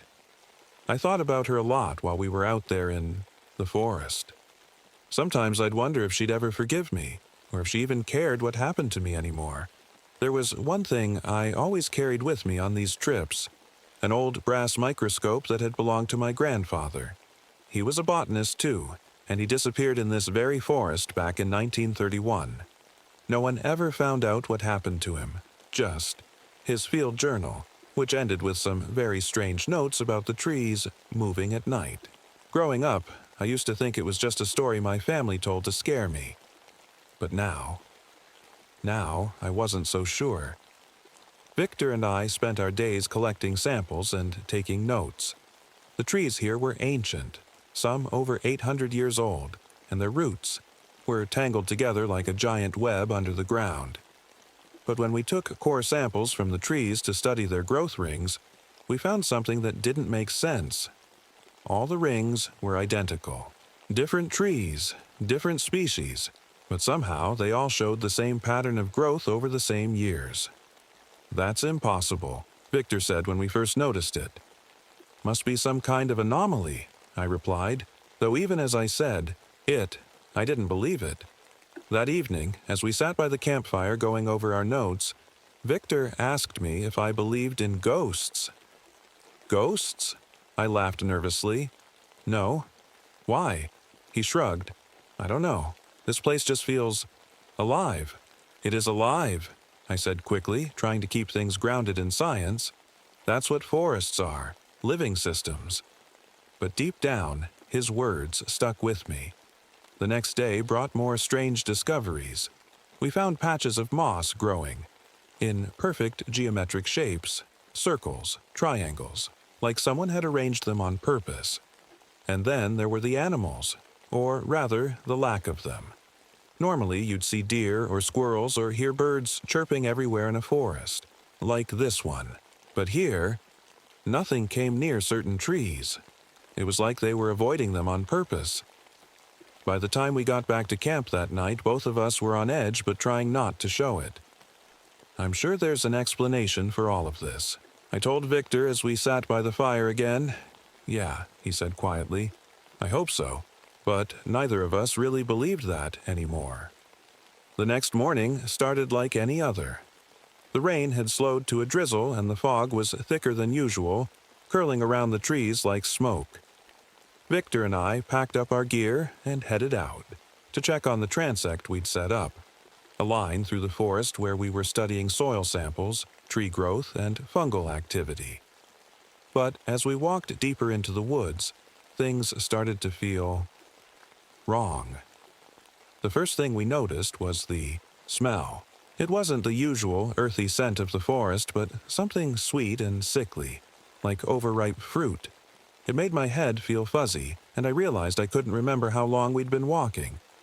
Victor seemed dazed, too, his movements slower than usual. "Do you smell that?" I asked him. "Yeah," he said, rubbing his temples. "It's weird." We stopped to take a break, and that's when I saw it. A patch of moss growing in a perfect spiral on the forest floor. At first, I thought it was just a coincidence, but then I noticed another spiral nearby. And another. They were everywhere. Victor crouched down to examine one. "This doesn't happen naturally," he said. I didn't reply. My eyes were drawn to something else. A massive tree with a branch that had been cut cleanly at some point in its life. Red sap oozed from the wound like blood. I leaned closer, my curiosity getting the better of me, and scraped some of it onto a slide for my microscope. What I saw made my stomach drop. Under the lens, the sap wasn't just plant cells. It looked like human blood cells mixed with something else. Something alien. I didn't tell Victor what I'd seen. Not yet. I didn't want to scare him, or myself. As we continued our work, things got stranger. Our electronic equipment started acting up. Static on the radios, time-lapse cameras glitching, but when we opened them up to check for damage, we found tiny fungal threads growing inside the circuits. Somehow, they seemed to make everything work better than before. "This is crazy," Victor said as he inspected one of the cameras. "It's like the forest is fixing things." I tried to laugh it off. Maybe it's just nature helping us out. But deep down, I knew it wasn't that simple. That night at camp was worse than any before it. As we sat by the fire going over our notes, we heard something. A faint humming sound coming from beneath us. It wasn't loud enough to be disturbing, but constant enough that we couldn't ignore it. Victor grabbed one of our ultrasonic recording devices and set it on the ground near our tent. When he played back the recording later, His face went pale. "It's rhythmic," he said quietly, "like vibrations traveling through the roots." I didn't know what to say. My mind kept going back to my grandfather's journal, the one where he'd written about trees moving at night. We decided to set up one of our time-lapse cameras facing a cluster of ancient trees near our camp. If they were moving, if anything was happening, we wanted proof. The next morning, when we checked the footage, my heart nearly stopped. The trees had shifted, just inches, but enough that their positions were clearly different from where they'd been before. And it wasn't just random movement, they seemed to be leaning toward our camp. Victor stared at the screen in silence for a long time before finally saying what we were both thinking. "They're alive." After seeing the footage of the trees moving, neither of us could pretend everything was normal anymore. Victor kept pacing around camp, running his hands through his hair. I tried to focus on my notes, but my hands were shaking too much to write. The forest felt different now. Every creak of a branch, every rustle of leaves made my skin crawl. It was like the trees were watching us. "We need to go," Victor said suddenly, breaking the silence. "This isn't safe." I wanted to agree with him, but something held me back. I couldn't leave, not yet. There were too many unanswered questions. What was happening here? Why were the trees moving? And what did it all mean? "Just one more day," I said, though my voice didn't sound convincing even to me. "We'll pack up tomorrow." Victor didn't argue, but I could see the fear in his eyes. That afternoon, we decided to check out a grove of older trees about half a mile from camp. They were some of the largest and oldest in the forest, what scientists call mother trees. These trees are like the heart of the forest, connecting everything through their roots. As we approached the grove, that strange, sweet smell returned, stronger than before. My head felt light, and I had to steady myself against a tree to keep from falling over. Victor looked pale too, his breathing shallow. "Do you hear that?" he whispered. I nodded. There was a faint sound coming from somewhere ahead of us. A low hum, almost like chanting. It wasn't mechanical or animalistic. It sounded alive. We pushed forward, and that's when we saw it. At first, I thought it was a person standing between two massive trees, a forest ranger maybe, but as we got closer, I realized it wasn't human at all. The figure was tall, at least 7 feet, and its body was made entirely of roots and moss and fungi twisted together into something that resembled a person. Its arms were long and thin like branches, and its face was made of shelf. Fungi arranged in a way that looked almost human, but not quite. It didn't move at first. It just stood there, watching us. Or at least, I thought it was watching us. Its eyes were dark hollows in the fungus. Victor grabbed my arm. "Kate," he whispered urgently, "we need to go." But I couldn't move. I felt drawn to it. There was something about it, something ancient and powerful, that made me want to step closer. And then it moved. Its head tilted slightly to one side as if curious about us. Then its branch-like arms stretched out toward us, and I felt an overwhelming urge to stay where I was, to let it touch me. "Kate!" Victor shouted, snapping me out of whatever trance I was in. He pulled me back just as the figure took another step toward us. That's when we saw what it could do. The ground beneath our feet began to shift as roots erupted from the soil like snakes, twisting and curling around our legs.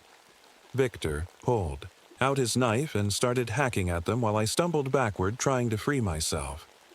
The figure raised one arm and a cloud of spores burst into the air around it. The sweet smell became overpowering, and my vision blurred as my head spun. "Run!" Victor shouted, shoving me away from the roots. I didn't need to be told twice. We ran as fast as we could back toward camp, tripping over roots and branches along the way. The humming sound grew louder behind us, but I didn't dare look back. When we finally reached camp, we collapsed by the fire pit, gasping for air. "What? What was that?" Victor panted. "I don't know," I said honestly. But it's not just trees moving anymore. That night, neither of us slept. Every time I closed my eyes, I saw that figure standing in the grove, or worse, stepping closer, to our camp. By morning, we both knew what we had to do: leave. But as we started packing up our gear, we realized something terrifying. The forest wasn't going to let us go so easily. Victor and I worked as fast as we could to pack up camp. Every sound in the forest felt louder now: the creak of branches, the rustle of leaves, even the drip of water from the canopy. It was like the forest was alive, watching us, waiting for us to make a mistake. "We just need to make it to the clearing," Victor said, his voice shaking. "The helicopter will be here tomorrow morning. We'll be safe once we're out of here." I nodded, but deep down, I wasn't so sure. The forest felt different now, hostile. It wasn't just a place anymore. It was something alive, something aware. As we started hiking toward the extraction point, the forest seemed to close in around us. The trees felt taller, their branches reaching lower like they were trying to grab us. The ground was soft and uneven, and every step felt harder than the last. Then we saw them, the root patterns. At first, I thought it was just normal tree, roots crisscrossing the forest floor. But as we walked further, I realized they weren't random at all. The roots formed deliberate shapes, circles, spirals, like they were marking territory. And they were everywhere. "Kate," Victor said quietly, pointing ahead. I followed his gaze and froze. The root patterns didn't just stop. They formed a boundary around us, like a fence. It wasn't obvious at first, but when I looked closer, I saw how they curved inward, tightening around us with every step we took. "We're trapped," Victor whispered. "No," I said quickly, trying to keep calm. "We just need to keep moving." But as we pushed forward, the forest fought back. The ground erupted beneath Victor's feet as roots shot up like spears, wrapping around his legs and pulling him down. He screamed as he tried to cut them with his knife, but they were too strong. "Kate," he shouted, "help me." I grabbed a branch and started hacking at the roots with everything I had. They bled red sap, like the tree branch I'd seen earlier, and for a moment I thought we might get free. But then I saw it, the figure from the grove. It stepped out from behind a tree, its root-like limbs twisting and curling as it moved, toward us. Its face, if you could call it that, seemed to shift and change as it got closer, almost like it was mimicking human features. Victor stopped struggling and stared at it in horror. It's alive," he whispered. "Don't look at it," I shouted, pulling him away from the roots. The figure raised one arm and another cloud of spores burst into the air around it. This time, they didn't just make my head spin. They burned my lungs like fire. I coughed and stumbled backward as Victor dropped to his knees. "I can't breathe," he gasped. I grabbed him by the arm and dragged him away from the figure, as fast as I could. The roots seemed to retreat for a moment, giving us just enough space to run. But Victor wasn't running anymore. He stopped suddenly and turned to face me, his eyes wide with terror. "Kate, it's inside me." "What are you talking about?" I asked desperately. He pulled up his sleeve to show me his arm, and my stomach dropped. Tiny fungal threads were growing under his skin like veins, spreading up toward his shoulder. "Ye can feel it," he said quietly. "It's changing me." "No," I said firmly. "We're going to get out of here." Victor shook his head. "You have to leave me." "I'm not leaving you," I shouted. But he didn't move. He just stood there as the figure stepped closer again, its root-like arms reaching out toward him. "Go," Victor said softly. "I'll hold it off." Before I could stop him, he turned back toward the figure and raised his knife. The last thing I saw was him charging at it as roots erupted from the ground around him again. I ran. I didn't stop until I reached the clearing where the helicopter was supposed to pick us up. My lungs burned from running, and maybe from the spores. but I didn't care anymore. All I wanted was to get out of that forest alive. As I collapsed onto the ground near the clearing's edge, I heard something behind me, a faint humming sound coming from beneath the soil. The forest wasn't done with me yet. I don't remember much about what happened after I reached the clearing. The helicopter arrived just before nightfall, its blades cutting through the mist like a lifeline. The pilot, a Vietnam veteran named Jack, took one look at me and knew something was wrong. "Where's your partner?" he asked as he helped me into the helicopter. I couldn't answer. My throat felt raw from the spores, and my mind was spinning with everything I'd seen. Victor was gone. The forest had taken him. As we lifted off, I looked down at the trees below. They seemed to stretch endlessly in every direction, their tops swaying gently in the wind. But I knew better now. It wasn't just a forest. It was something alive, something ancient and aware, and it wasn't finished with me. When we landed back at the ranger station, I tried to explain what had happened, but no one believed me. They said Victor must have gotten lost or fallen into a ravine. They sent out search teams, but they didn't find anything, not even his knife. I wanted to tell them about the figure we'd seen, about the roots and the spores, but every time I tried, my voice caught in my throat. How could I explain something that sounded so impossible? Even I wasn't sure if I believed it anymore. Weeks passed, but the forest stayed with me. My lungs burned constantly, and no doctor could figure out why. They said it might be an infection or allergies, but I knew better. The spores were still inside me. At night, I started hearing things, faint humming sounds coming from beneath my apartment floorboards. My plants grew faster than they ever had before, their leaves twisting toward me like they were trying to reach out. One night, I woke up to find my ferns arranged in a perfect spiral on my kitchen table, the same pattern Victor and I had seen in the forest. My heart raced as I stared at them, but I couldn't bring myself to move them. It felt like they were watching me. The dreams were worse. Every time I closed my eyes, I saw roots crawling up through the ground, wrapping around my legs and pulling me down into the soil. Sometimes I dreamed of Victor standing in the grove again, his body covered in moss and fungi, his eyes hollow and dark. I don't go near forests anymore, not even parks or gardens. But it doesn't matter how far away I stay. The forest is still with me. Sometimes I wonder if it's trying to tell me something, if it wants me to come back. Other times, I think it's just waiting for me to stop fighting. Last night, when I woke up from another nightmare, I found a single root growing out of my bedroom wall. I think it's already here,